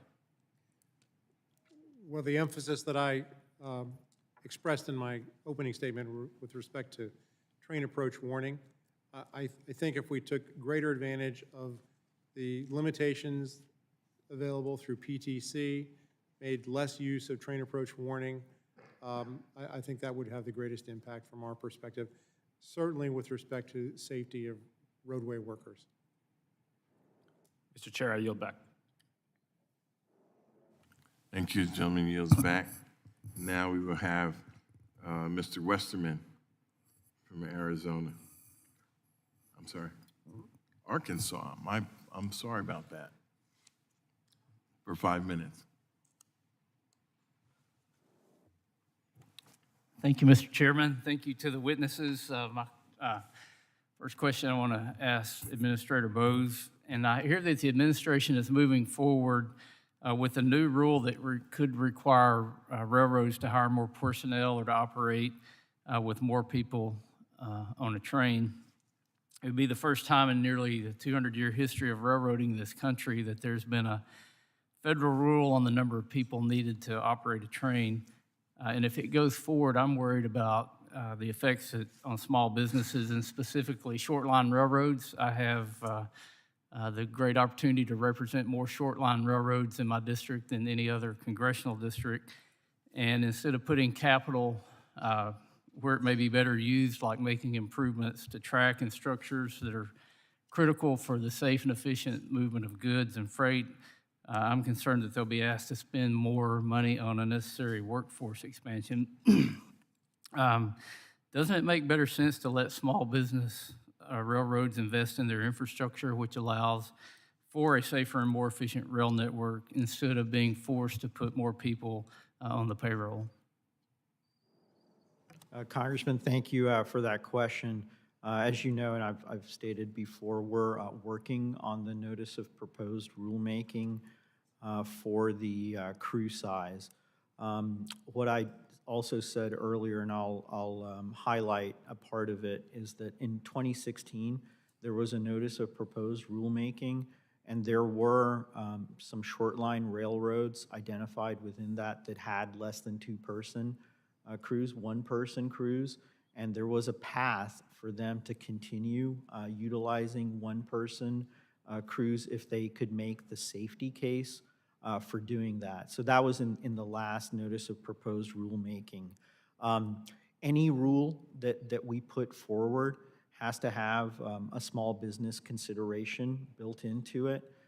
So there will be absolutely an opportunity for comments for us to receive, to hear from the short lines and other stakeholders directly when we go forward with that. Also, as you know, there's also a cost-benefit analysis that will have to be a part of that notice of proposed rulemaking. Thank you. In fiscal year 22, Congress provided CRISI with $1.625 billion in a mix of discretionary and mandatory spending, but in the fiscal year 23 budget request, the administration proposed $1.5 billion. Is there a reason that the administration is proposing to cut CRISI funding? I mean, I'm all for cutting costs where necessary, but I'm hoping you can tell me why they chose that program to cut and what would be cut. Congressman, There's a lot of considerations that go into the budget proposal that we put forward. That reflects, the request reflects those trade-offs. But we know, and I'll restate this, the CRISI program has a lot of benefits. It's given a lot of benefits to short line railroads, and I look forward to working with Congress to make sure that that program continues in a robust way. Yeah, with all the need for investment in our infrastructure and especially on short line freight rail, it seems like it would be wise to fully unleash that potential. Yes, sir. Yes, sir. I understand. And it's also important that we got the money out for fiscal year 21 that you all provided. And we did that just a few weeks ago. So it's absolutely, I hear your point on the importance of the program. All right, thank you, Administrator. Mr. Chairman, I yield back. Thank you. I'd like to thank the witnesses for their time today and their testimony. We find it very valuable, and we'll continue these discussions into the future. Thank you. We'll now retire this panel and ask the second panel to come up. Thank you.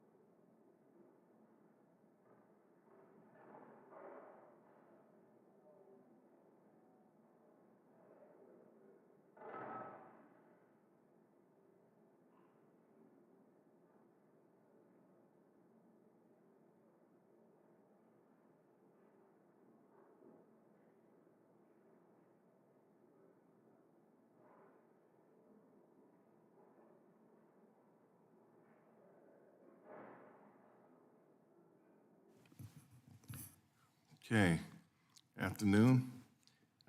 Next, we will hear from panel 2. Before I proceed, I ask unanimous consent to enter into the record a letter from the Association of State Rail Safety Managers without objection. So ordered. I would like now to welcome our second panel of witnesses. Mr. Roy L. Morrison, Director of Safety, Brotherhood of Maintenance of Way Employees Division, International Brotherhood of Teamsters. Don Grissom, Assistant General President of Brotherhood of Railway, Carmen Division, TCU and IAM. And Mr. Grady Cawthon, retired Transportation Policy Consultant. And Mr. Nathan Bachman, Vice President of Sales and Business Development, Lorem Technologies Incorporated. Ms. Cindy Sanborn, Chief Operating Officer, Norfolk Southern Corporation, and Chair of the Association of American Railroad Safety and Operations Management Committee. And Mr. Jeremy Ferguson, President, Sheet Metal Air Rail Transportation Division. Thank you all for joining us today, and I look forward to your testimony. Without objection, our witnesses' full statements will be included in the record. Since your written testimony has been made part of the record, the subcommittee requests that you limit your oral testimony to 5 minutes. Mr. Morrison, you may proceed. Thank you, Chairman Payne, Ranking Member Crawford, and members of the subcommittee. I'm Roy Morrison, Director of Safety for the Brotherhood of Maintenance of Way Employees Division of the Teamsters. BMWD represents more than 30,000 railroad workers who do inspection, construction, maintenance, and repair of tracks, roadbeds, bridges, structures, and facilities on railroads. BMWD members have raised these issues as the most pressing. Precision scheduled railroading has produced historical record profits and historically low staffing levels in the railroad industry. Before COVID, employment on Class 1s was cut by over 30,000. And during COVID, employment has been cut by thousands more. Now, even as traffic has returned, staffing levels have not. Maintenance of way employees are working over 80 to 100 hours a week doing track maintenance on multiple territories for months on end. While railroads refuse to fill open positions and continue furloughs, prior to PSR workforce cuts, BMWD commissioned an occupational safety and health research study by highly credentialed medical and academic researchers with expertise in workplace safety and health. The full study is available on BMWD's website. But the key finding of our study is that our members face significantly higher levels of disease and injury compared to workers in other industries. Severe understaffing is only making these issues worse. Additional maintenance away forces and more stable work schedules would provide some relief. With my written testimony, I've shared letters from our members about current conditions where they're pressed to cut corners, defer maintenance, skip steps, and not to work to standards they were trained to and met prior to PSR.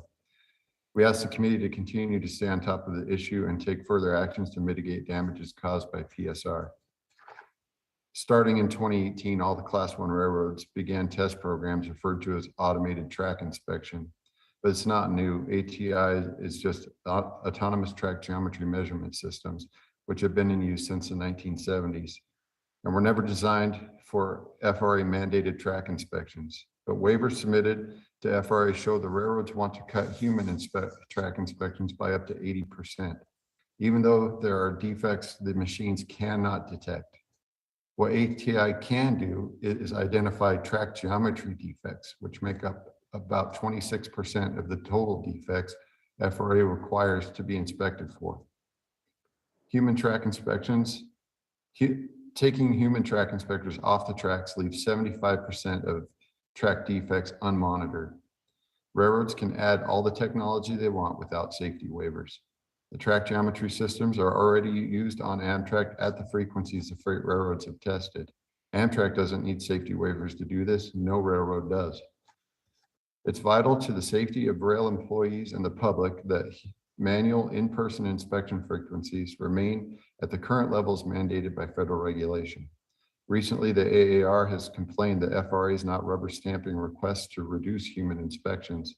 The AAR is wrong. FRA should scrutinize these waiver requests, and Congress should make it clear that the FRA has your support. I wanted to note BMWD greatly appreciates Administrator Bose. My testimony is not meant to be critical of him or the work he's doing at FRA. We're just highlighting several issues that have gone unresolved across multiple administrations. BMWD thanks the NTSB for including roadway worker safety on its agency's 21-22 most wanted list. We also ask Congress to elevate 49 CFR 214-329 from regulation to statute.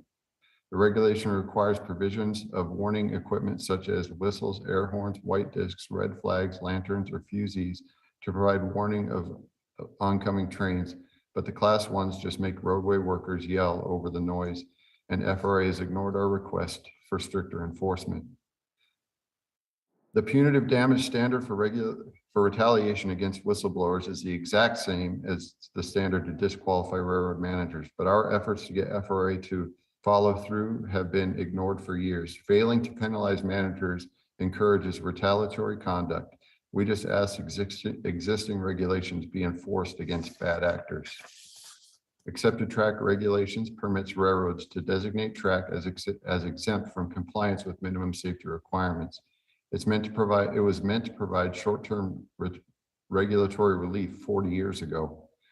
but railroads use it to cut costs and avoid maintenance. A 2020 NTSB report said of a worker fatality in Arlington, Texas, quote, contributing to the accident was the designation of accident track as accepted track under current FRA safety standards, which allowed inadequate track conditions to exist on track used regularly, end quote.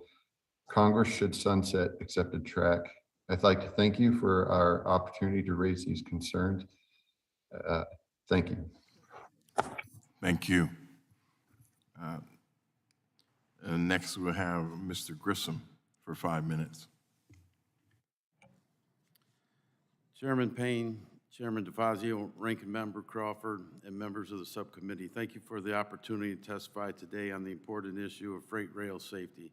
My name is Don Grissom, and I'm a 41-year railroader, currently serving as the Assistant General President of the Brotherhood Railway Carmen, a division of Transportation Communications Union and TCU-IAM. Our members inspect, maintain, and repair rail cars on our nation railways. I'm here today to speak about the difficulty of the Carmen craft and how recent changes to the railroad business model has increased pressure from management and have created a disaster waiting to happen. First, let me emphasize that these Carmen jobs are skilled positions. Upon hiring, a Carmen apprentice spends 732 working days, 6 different 122-day phases to become a journeyman. During this time, a Carmen becomes highly skilled at inspecting and repairing rail cars. And why freight cars may appear simple, the mechanics of a freight car is quite complex and includes air brake systems, brake assemblies, wheels, draft gears, yokes, couplers, handholds, and other safety appliances, all which is required to be in working order per federal regulation for a train to operate safely. Like other crafts, Carmen have been cut to the bone in the PSR era. We have lost anywhere from 15 to 30% of our craft, depending on the railroad. And since PSR, it amounts doing less with less or moving fewer car loads with fewer employees. And the effect on the Carmen is one of the consistent and sustainable pressure on employees. Pressure not to inspect or repair rail cars. Pressure to turn a blind eye to AAR and FRA defects. Pressure to work so much forced overtime that your body becomes dangerously fatigued. This is the life of a Carmen in the PSR era. It is the only career I'm aware of where they train you to do a job and they fire you when you do it. Please remember, one defective rail car can derail an entire train. Since each car has up to 90 inspection points per car per side, or 180 in total, Carmen were allowed around 3 minutes per car on inspection. That's until the PSR era. Today, in most locations, on all the Class 1, Carmen are only allowed 1 minute for inspection, and I provided evidence in my written statement. As a result, cars often go uninspected, even if they are found defective. If the car was still rolled down the track, management tells them to send it out, regardless of whether the brake system or other critical components are in working order. All of this is due to the pressure that applied to local management and workers to do whatever it takes to get the train out. In August of 2021, the FRA performed a safety audit on the UP. Unfortunately, we heard reports that local management was given a heads up so they could sweep all the defects under the rug, and the FRA still found defective cars. We continue. We also encourage the FRA to pay special attention to yards where Carmen have been fully removed from the property. A list of those yards is included in my written statement. Finally, some attention has been paid to railroad workers on fatigue issues in the industry, but not enough. As note today, Carmen are being forced to work overtime consistently, Many reports of forced overtime include 16-hour shifts, 5 to 6 days in a row.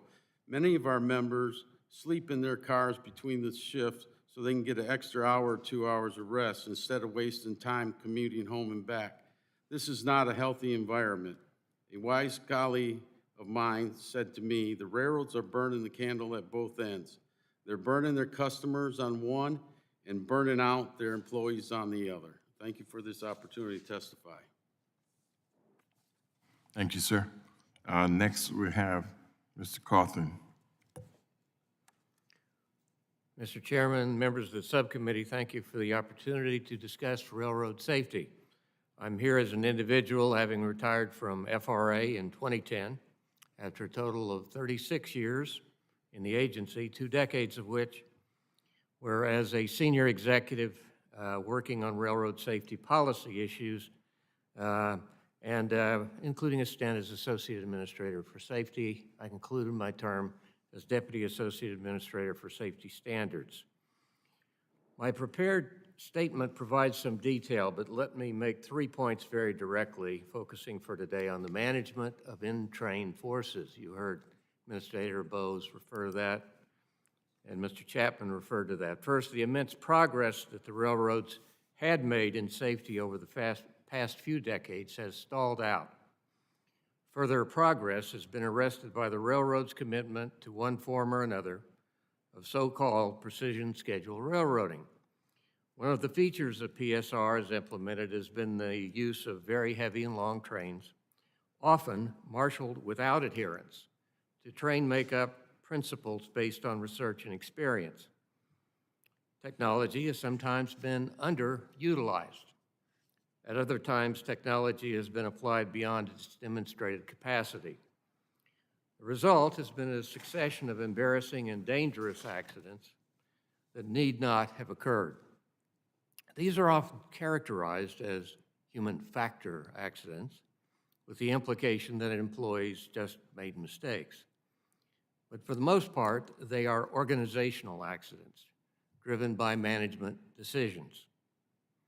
Other accidents involving management of in-train forces are being reported as equipment-related, but many equipment failures have resulted from excessive draft and buff forces in poorly assembled trains.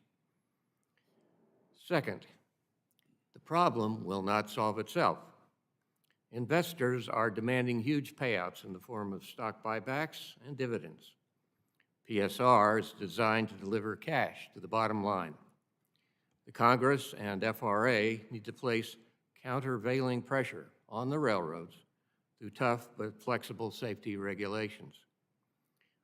Very likely, FRA cannot do it alone, given the propensity of industry to seek shelter or just endless delay in the excruciating regulatory process and the increasingly business-friendly federal courts. Congress needs to provide direction. Third, it's important for us to raise our eyes above the current morass and consider the future of rail technology. Today's braking technology was conceived in the 1870s, and it still has inherent limitations. We need electronically controlled pneumatic brakes. ECP brakes were developed by the AAR and suppliers in the 1990s. They were authorized for use in selected revenue service under waivers that I signed, and then they were authorized and incentivized by regulations that we issued in 2007. At that point, the momentum died. When FRA and PHMSA tried to apply ECP brakes to high-hazard unit trains, the railroads fought it, even though most of the costs would have been paid by shippers and most of the benefits would have flowed to the railroads. We need a legislative mandate for FRA to move forward with the phased implementation of ECP brakes. The railroads will not protect their own future so long as the goal is short-term profitability. This is the fact.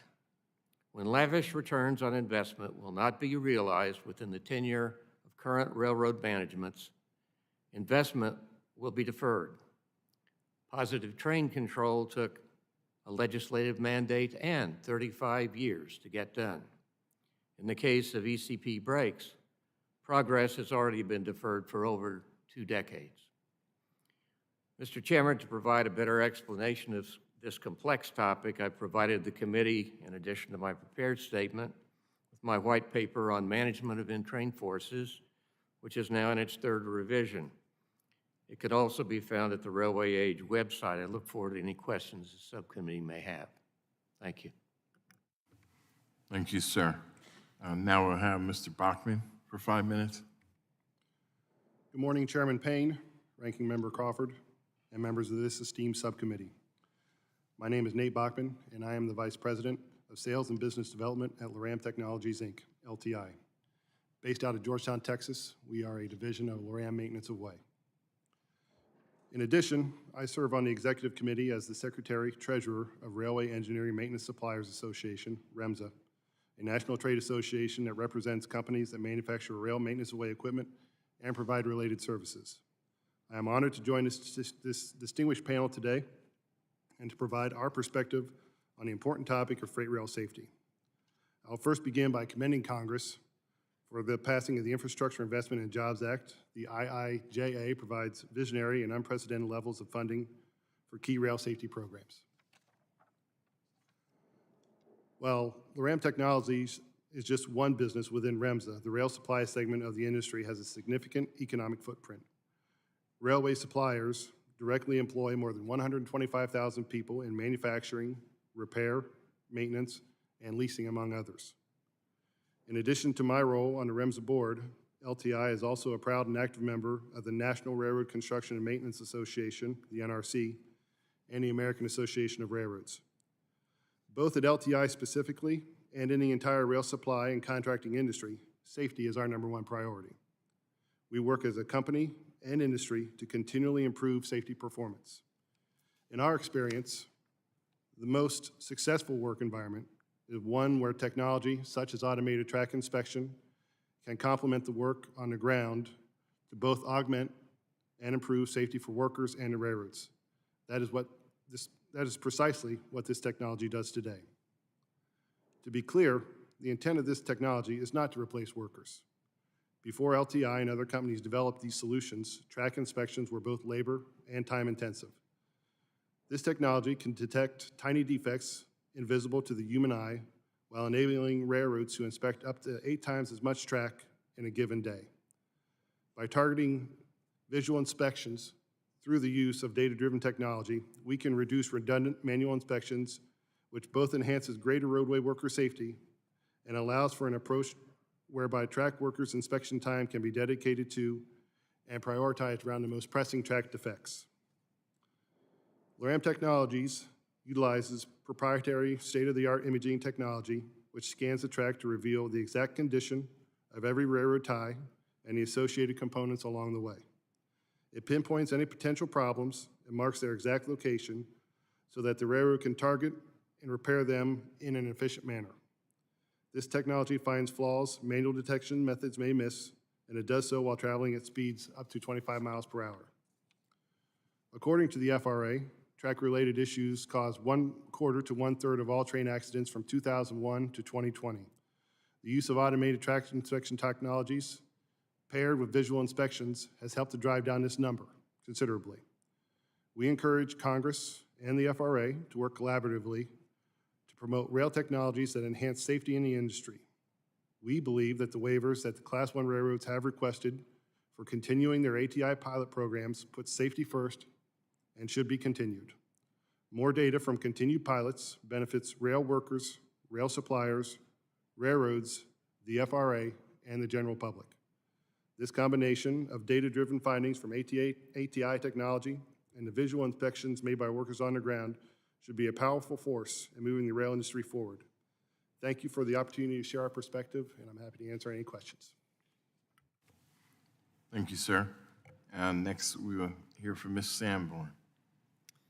Mr. Chairman, Mr. Ranking Member, and distinguished members of the subcommittee, thank you for the opportunity to be here today.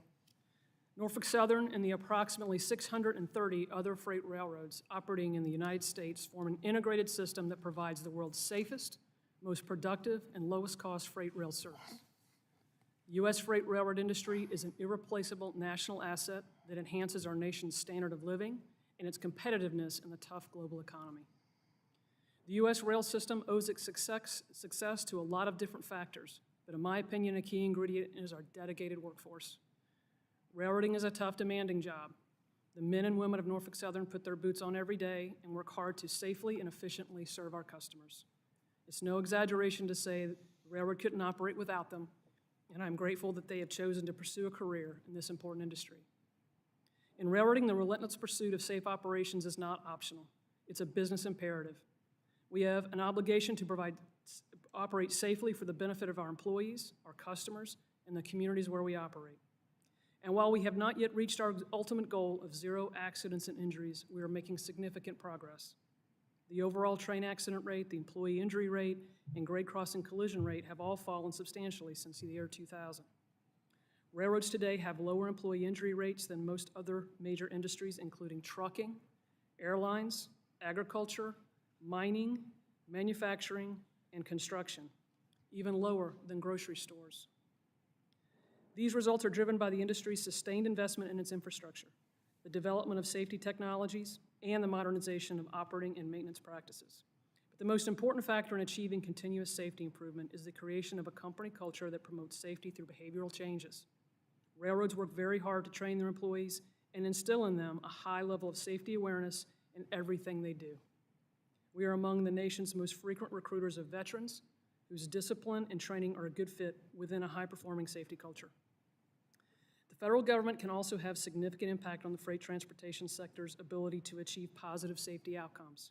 It is essential that when the government enacts laws or regulation, it keeps in mind the impact on safety of the nation's entire transportation system.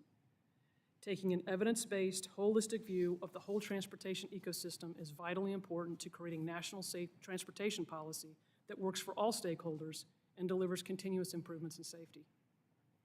Regulation of crew size is a subject where I think the federal government would benefit from taking this approach.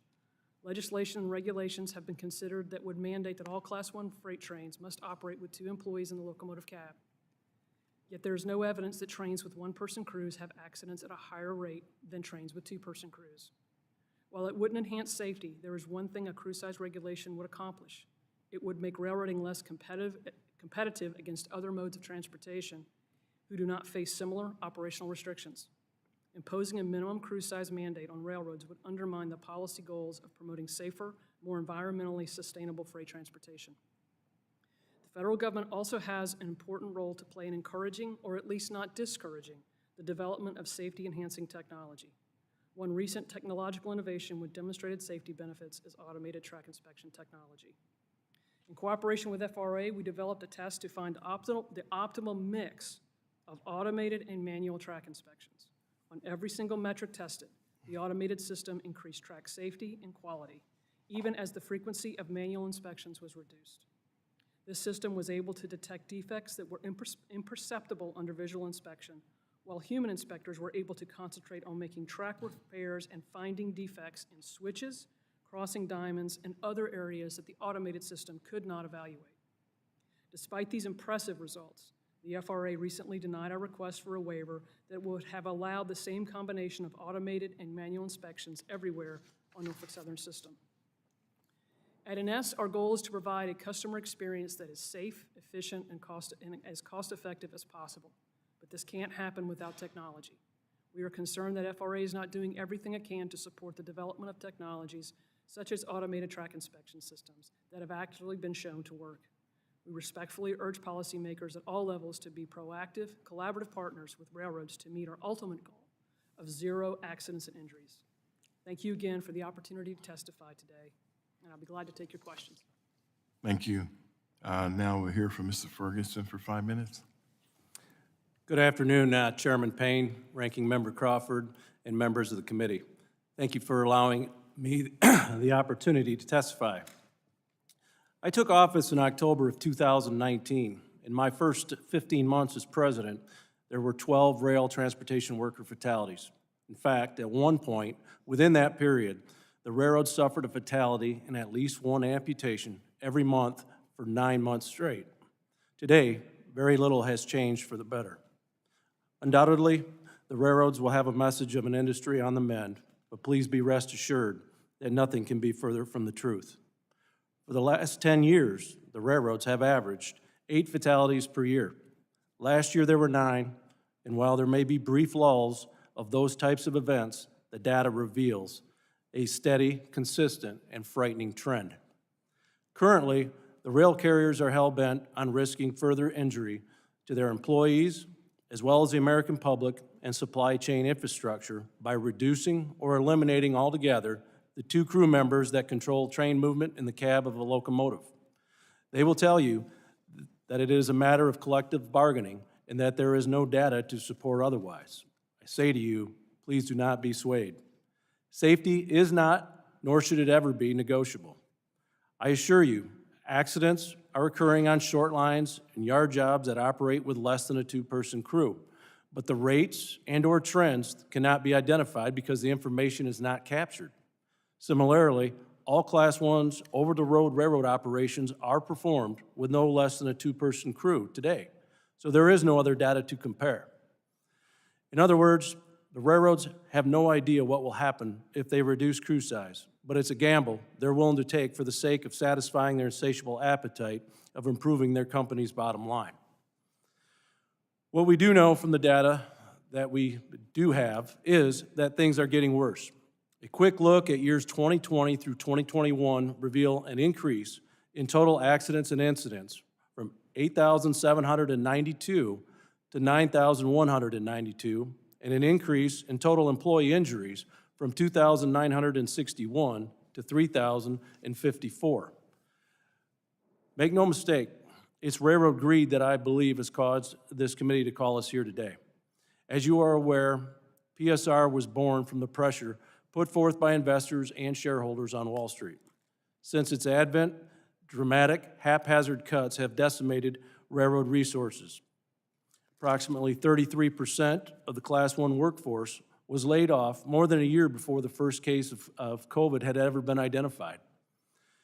Locomotives were put in storage, and integral crafts with special skills that were relied upon to perform safety-critical inspections were eliminated from terminals across the country. Looking to the future, the trajectory for rail safety is alarming, especially if PSR continues with its status quo. Employees fortunate enough to have not been affected by the cuts are now voluntarily walking away from what was once the premier blue-collar job in the nation. As a result, the institutional knowledge the carriers are letting walk out the door will threaten rail safety for another generation to come. Exasperating this issue is the railroad's panic-driven effort to stop the PR nightmare they are currently facing for their majority contribution to the supply chain crisis. Included in this panic is the slashing of training programs for new hires so that the railroads can portray an improving number of workers, when in reality, all they are actually doing is providing the trainees with a deficient training program and a foundation built for failure. This is evidenced by multiple amputations and crushing injuries recently occurring to newly promoted conductors. Notably, FRA accident report measurements do not reflect amputations. They are reported the same as most any other injury. This needs to change. Also, a specialized study of the dangers in switching operations is warranted by the NTSB. The NTSB has never performed one of those specialized studies on switching operations, and now is the time, as most fatalities and amputations have occurred in the performance of switching operations. Compounding troubles in the rail industry is the fact that train lengths are growing, and so are the number of major derailments, each one another step closer to the inevitability of the big one. Also increasing are the number of block crossings, the outcry from public commuters, and the stories of first responders not being able to get to their destinations, while the victims, dependent upon their timely response, perish on the other side of the train. Long trains are also making very difficult work for the crews. Radio communications are insufficient for the lengths of the trains. Conductors and engineers regularly lose the ability to communicate, often stranding them from a cry for help or a much-needed train movement instruction to ensure the safest course. Long trains also expose our members to the elements for periods of time that would be unacceptable by OSHA and other industries, but somehow are permissible in rail. Please wrap up. In closing, I would like to say this. I am on record as having said that the railroad industry is going to end up like Boeing. It's not just the accidents that I am referring to. It's a lack of oversight and concern for the railroad's constant capitulation to outside pressures that are creating the biggest dangers. I am not sounding the alarm here. I am screaming into the bullhorn for help. If left unchecked, it is my members who will end up maimed or killed, and it is America whose supply chain will end up collapsed. Thank you, Mr. Chairman. I look forward to your questions. Thank you very much.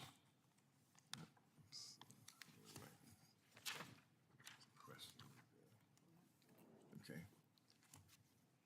We'll move now on to member questions. Each member will be recognized for 5 minutes, and I'll start by recognizing myself.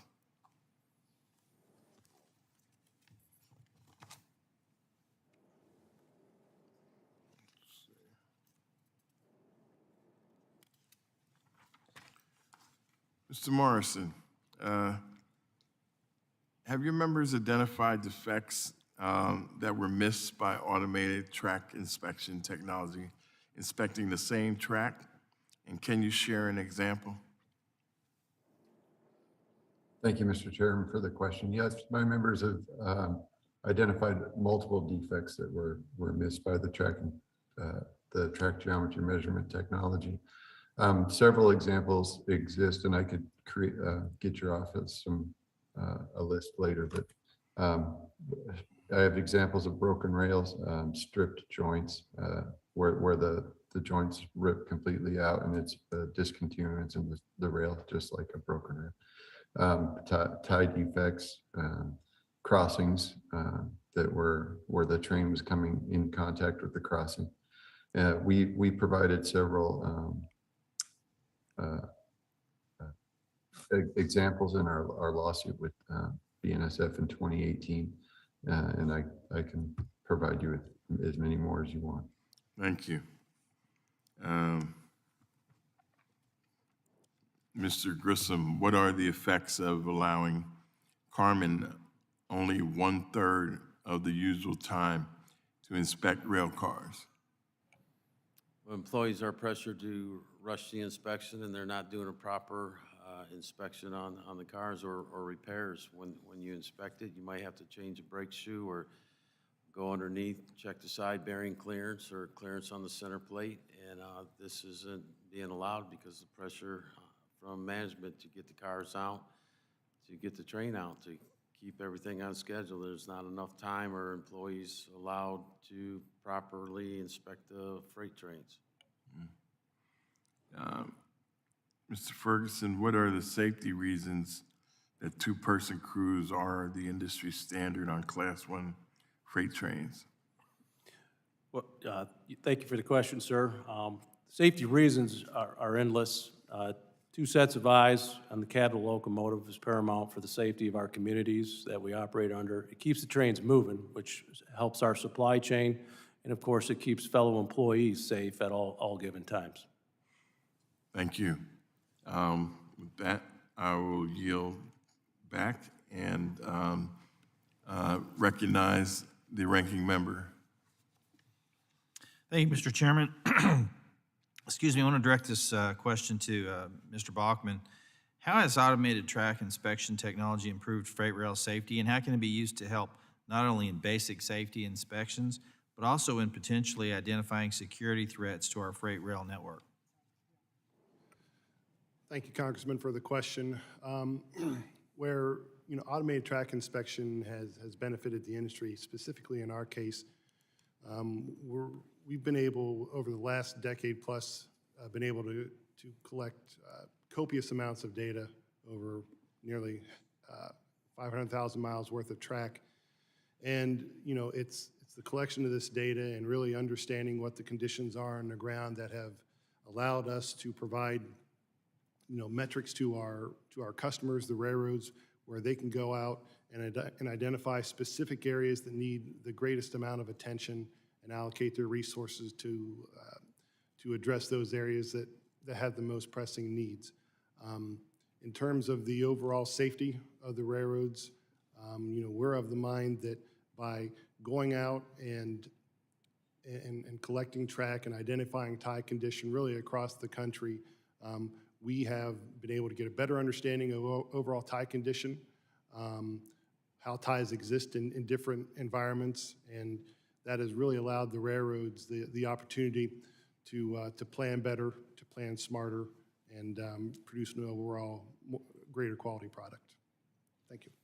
Thank you. I appreciate the response, and Mr. Chairman, I will yield back. Gentleman yields back. And now we have Mr. Moulton from Massachusetts for 5 minutes. Thank you, Mr. Chairman. Now, after reading all of your testimonies from 4 of you, Mr. Morrison, Mr. Grissom, Mr. Ferguson, Mr. Cawthon, gentlemen, all of you directly called out PSR, Precision Scheduled Railroading, for its deleterious effects on service and drastic cuts to vital personnel. I mean, there's not a single piece of testimony that notes any benefit to PCR whatsoever, which for all intents and purposes appears to strictly benefit the Wall Street shareholders whose pockets are being padded by this change. So for all of you, how have we assembled a panel of industry experts here today, and not a single one of you stands by arguably the biggest labor and financial decision implemented in freight rail in the past quarter century? How did we end up here? How did we get out of, how do we end up here, and how do we get out of this mess and return to a functional system that prioritizes service capacity and safety, and actually grows volume, actually has customers saying, I want to switch from truck to rail, because not only is it better for the rest of America to get these trucks off the highway, but the railways are actually offering better service. How do we get there? Congressman Moulton, thank you for the question. I'll start. This is Cindy Sanborn from Norfolk Southern and representing AAR as well.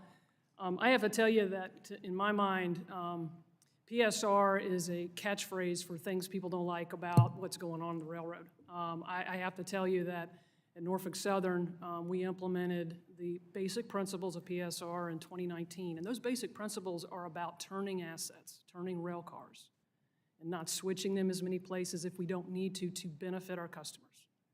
And as we implemented it in 2019, we actually saw our service being extremely strong, some of the best we've had in many, many years.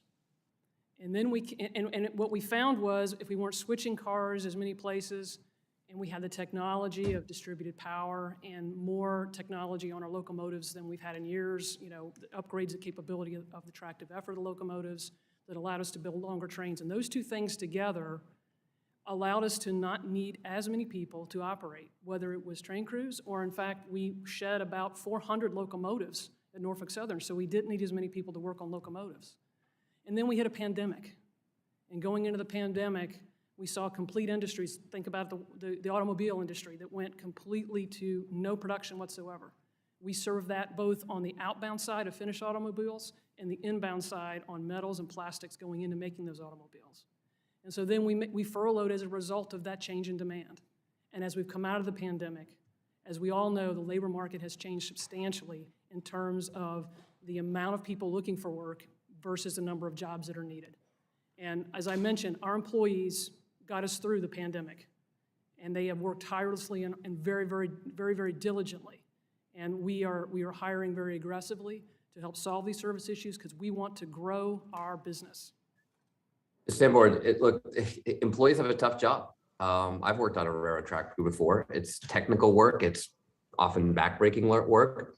They need to know the details of that job. And yet the STB issued an order criticizing Norfolk Southern for a disturbing lack of detail about your plans to improve service, including how many people NS will hire and how you'll do it. I mean, these are obviously challenges. I get it. You're facing challenges. But your employees are doing great work. They're putting it in every day. How come you can't even come up with a detailed plan for how you're going to fix this problem? Our discussions, our information we provided to the STB was around our hiring plans. And if you look at our geography, we have 95 hiring locations. If we gave a total number of how many people we wanted to hire, if we didn't have them in the right physical locations, in other words, you could hit that target number, but still not have the right people spread across the different locations, we still wouldn't see service improve. So trying to answer the question is extremely difficult, but rest assured we have substantial plans and are recruiting very, very diligently. Some locations we're hiring where we have very little difficulty sourcing employees, and some places the job market is extremely, extremely tight, and we are having challenges. What are you doing? What are you doing to address derailments and the fact that these long trains break into much more frequently than shorter trains? And the fact that you don't even have sidings to hold these long trains. The yards can't handle them.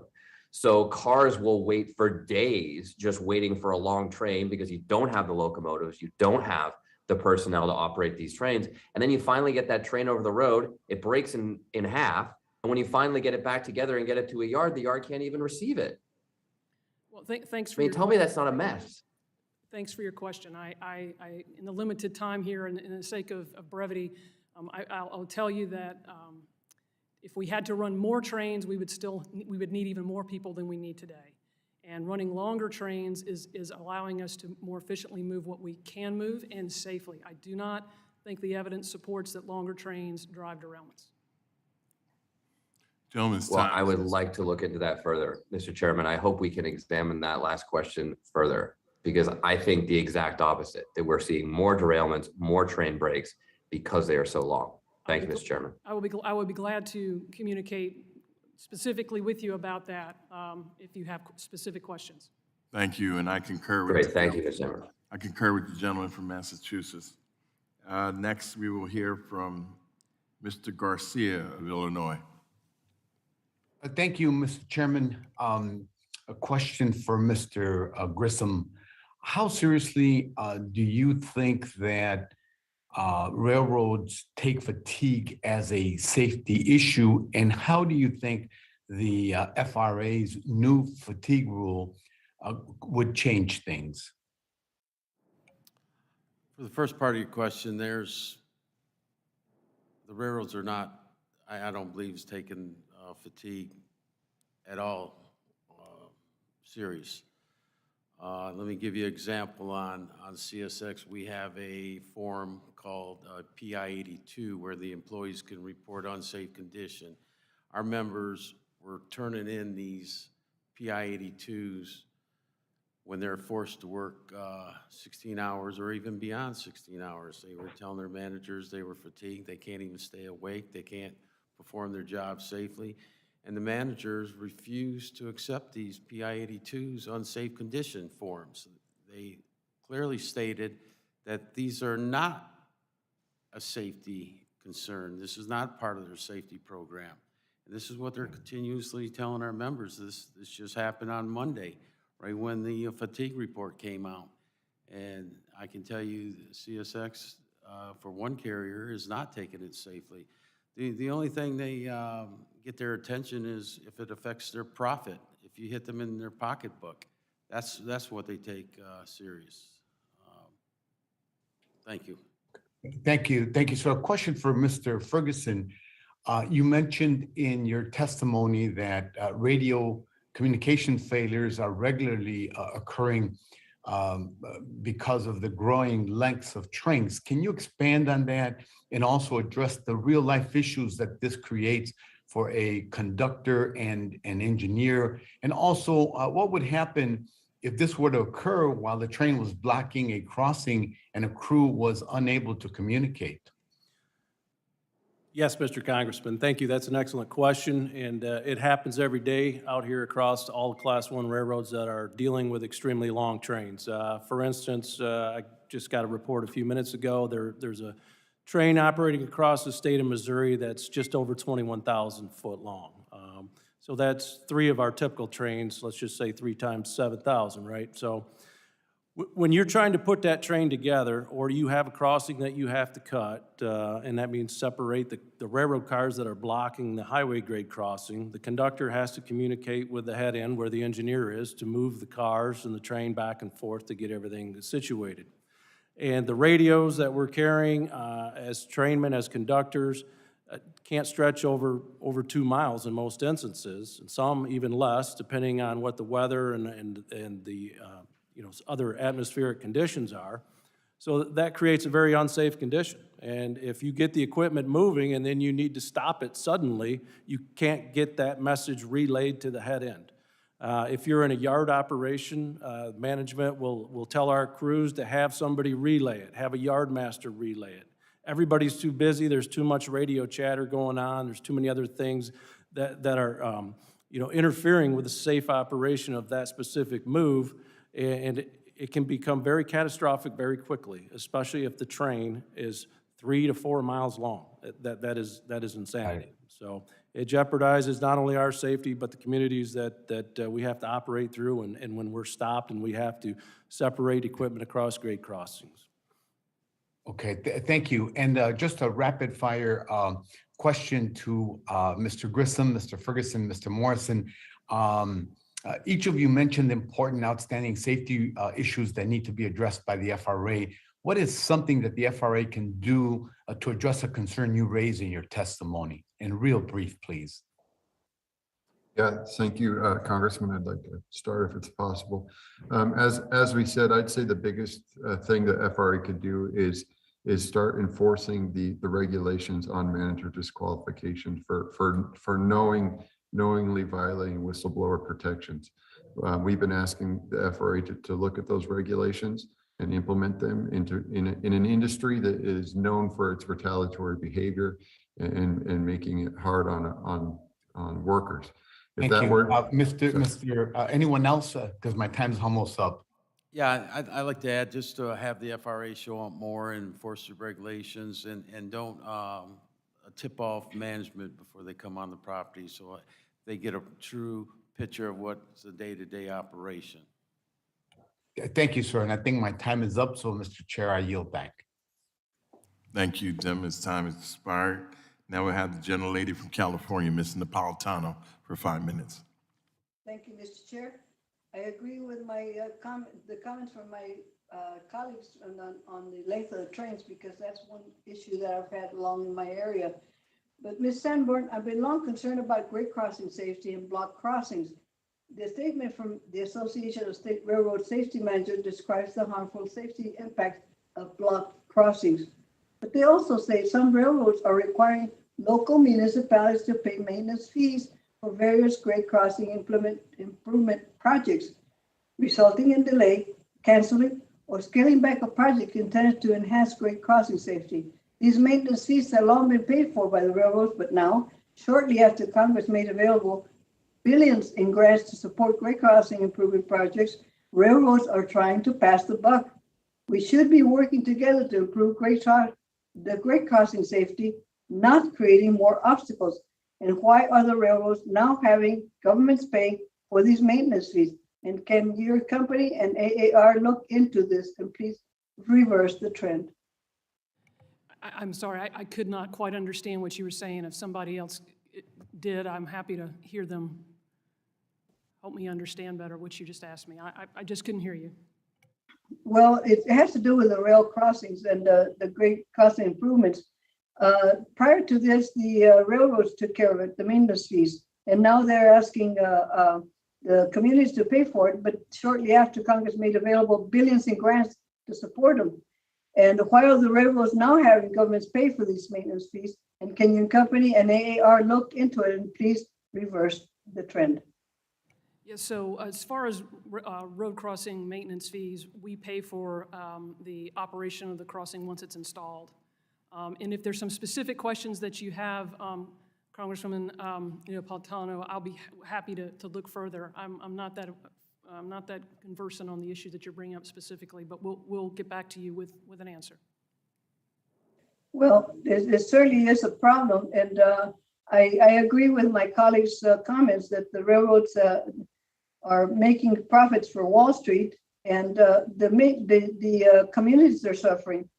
And we need to be sure that we back the employees, because and as far as the whistleblowers are concerned, maybe we should make more availability to them to tell us what is going wrong so we can take action.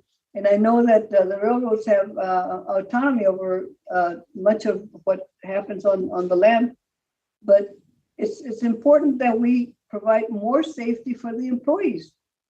I know in my area, there are many employees of the railroad, and sometimes they come to me with some of the issues that they feel are important for their safety, but we don't have enough input to be able to take action on them.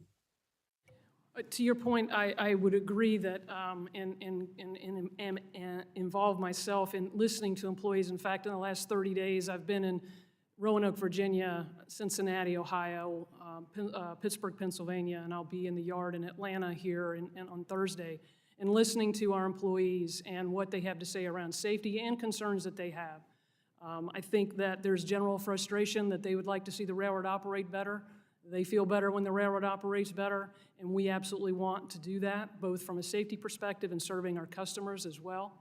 I would also say that, you know, part of the solution is hiring, and we are very aggressively hiring and need our existing employees that are working the jobs today to help train new employees. And this is across all crafts. This is not just T&E. And to your point around, you know, crossings and paying for things, I think I'd like to make this point. You know, we compete across many areas. We compete in service. There are alternatives to using our service. We compete in terms of cost to be able to be the most efficient and effective as we can so we can charge a reasonable price for our service. And we compete from the standpoint of capital markets and having access to those capital markets by having shareholders buy our stock.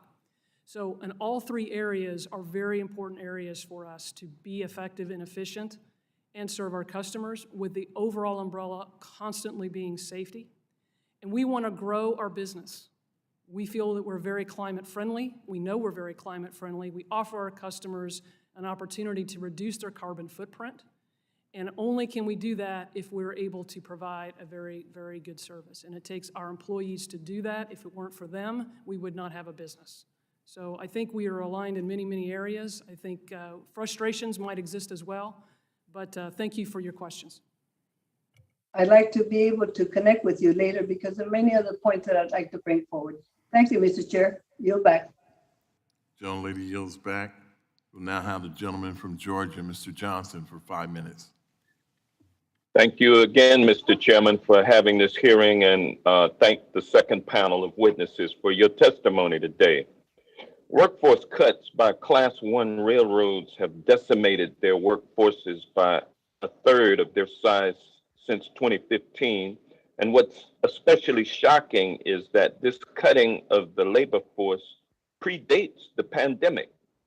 To date, rail companies have failed to rehire previously furloughed workers,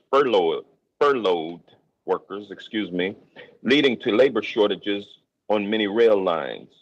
Mr. Grissom and Mr. Morrison, do you think harsh and unduly challenging working conditions play a role in workers deciding not to return to the workforce, such as forced overtime, heavier workloads, and management pressure to circumvent safety?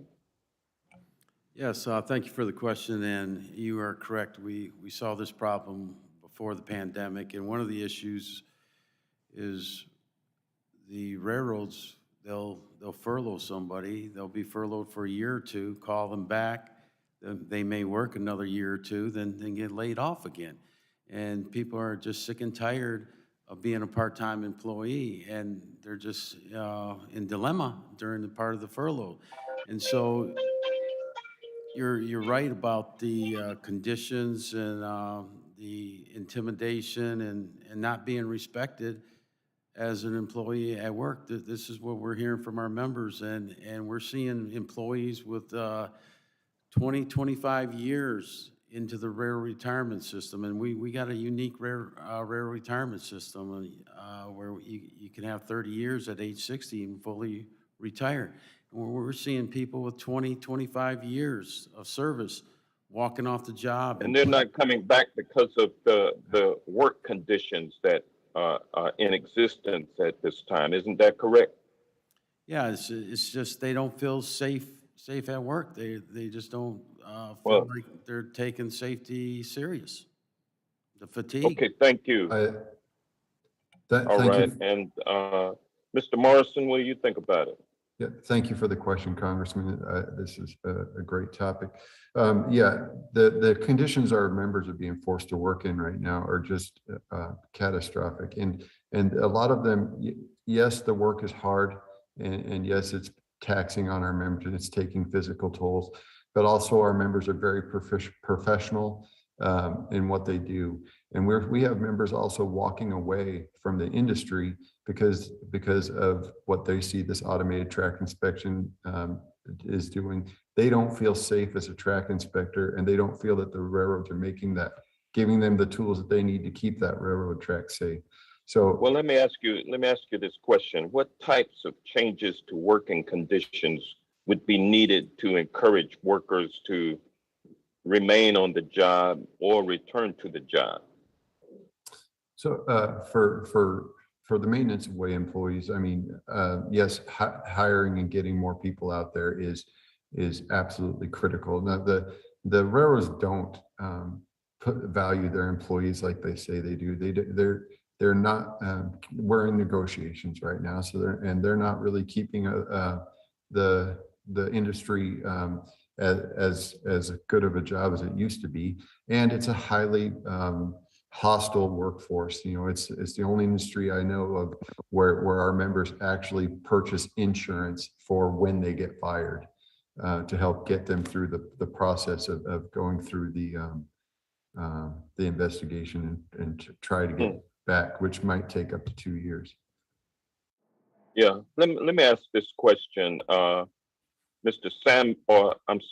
Sanborn. In recent years, trains have been growing consistently longer, with lengths now reaching more than 3 miles. What factors, Ms. Sanborn, are evaluated when determining how long a train should be? And would you agree that the decision-making process is primarily driven by cost factors rather than safety? I will tell you that our decisions around train size and how we plan for that are created on needs of service for our customers and how can we move that freight most efficiently. And train size does play a factor in it, but and any time we operate a train of a different type or longer train on a geography that we haven't before, we do simulations to ensure that it can be done safely. Well, you're trying to get as much money as you can out of each shipment, and so that's why train lengths have gotten longer. Isn't that correct? As like I mentioned before, just real briefly, we compete in service, we compete in cost to make an effective service, to be able to charge a decent price. So there are a number of reasons that we get the benefits of longer trains and can then handle more business because we compete more effectively in that way. Thank you. Gentleman's time. I yield back. Gentleman's time has expired. We're next here from the gentleman from Massachusetts, Mr. Auchincloss, for 5 minutes. Thank you, Chairman. As we begin to inject billions into our nation's infrastructure, including, of course, rail, no project will be able to get off the ground without a workforce. Railroading is a 24/7 operation, frequently requiring odd working hours and unpredictable schedules. The average total number of workers employed by the Class I railroads at the end of 2021 was nearly 1/3 less than the total employed in 2015, according to data reported by the railroads and published by the Surface Transportation Board. For both Mr. Ferguson and Mr. Grissom, you've testified that workers are leaving the industry because of worsening conditions on the job. As workers leave the railroads and aren't being replaced by new hires, what effect is that having on the workload for the people still there? And Mr. Ferguson, you can begin. Yes, Mr. Congressman, thank you. What it's doing to the existing workforce is basically unbearable. They put forth these draconian attendance policies. They want more out of the workforce they have today, and it's making their family life, their work life, every part of it unbearable because they're so short-handed. If you are home, if you are fortunate enough to get time with your family, the phone is constantly ringing once you become rested under the hours of service. They don't have enough people to adequately staff the other trains that you're technically not responsible for, so they're going to constantly ring your phone. That may be in the middle of the night while you're trying to get sleep for when you're going to go to work on your regular scheduled job. And then jumping in there for Mr. Grissom, to that point, are workers being expected to take on more shifts and potentially work while fatigued or in unsafe conditions? Yes, they're required to stay over. So we normally, like you said, we're 24/7, 3 shifts, first, second, third shift. So if you're working second shift from 3 to 11, you're thinking you're going to get off 11 o'clock tonight. But if there's not enough people for third shift, you're going to be forced, it's a requirement, you're going to stay over and perform another shift. So you're going to be there 16 hours. And when you get there, you don't know if you're going to work 8 hours or 16 hours or 24 hours or when you're going to get home. And you don't know how to pack a lunch because you can't leave the property to, go through McDonald's drive-through. You're stuck on that property with no food. That's another issue we have. Understood. And switching gears to Mr. Cawthon, your testimony describes a regression in the management of in-train forces, identifying 5 types of recurring incidents that demonstrate the problem: improperly sequencing cars within a train, lack of appropriate locomotive power, brake lines that are too long to function properly, failure to account for possible loss of communication throughout a train, and relying on onboard systems inappropriately. If in-train forces is as old as railroading, why are these problems happening? Well, I try not to go to head-to-head with the railroad operating officer because they're pretty tough and very knowledgeable. But the fact of the matter is that, number one, traditionally this was a matter handled by the railroads themselves and pretty well. There were still lapses, and the railroad would report. The train makeup was the cause of the accident. And indeed, we're still getting reports of train makeup as cause of the accident. Sometimes it's improper use of dynamic brakes, but the underlying cause is the train was not manageable by the crew, given its composition. The more you take a block of cars and add another block of cars sequentially at different locations to aggregate the cars into the most efficient train, the less likely it is that train is going to be made up correctly in terms of the management of in-train forces, and that's what's going on. Mr. Cawthon, I'm gonna interject there. Thank you for the response. I do want to give Ms. Sanborn the final minute just to respond to the comments thus far. Yes, thank you very much for that. Let me talk about in-train forces. We have a lot of technology has come along that has been very beneficial to us to handle longer trains very efficiently and safely. Distributed power is an example of that. Energy management systems that are basically cruise control systems that help operate the train with an eye towards managing in-train forces as well as speed and fuel efficiency. And I would tell you that we have operating rules that give us and have a very clear understanding of trailing tonnage and specifics around how the train is made up, whether there's end-of-car cushioning devices. But these accidents are still happening. They're still happening. What's happening? The accidents are still happening at an increasing rate, and so it calls into question the new technologies and their efficacy to the problems at hand. I think the technology is enhancing our operation to make it more safe, and I think the technology will continue to do that, both from a standpoint of train build and train marshaling, and we are continuing to improve in the visibility of that for not just the next station, but the entire route of the train. Yielding back, Chairman. Thank you. Gentleman yields back. That concludes our hearing for today. I would like to thank each of the witnesses for your testimony today. I ask unanimous consent that the record of today's hearing remain open until such time as our witnesses have provided answers to any questions that may be submitted to them in writing. I also ask unanimous consent that the record remain open for 15 days for any additional comments and information submitted by members or witnesses to be included in the record of today's hearing. Without objection, so ordered. The subcommittee stands adjourned.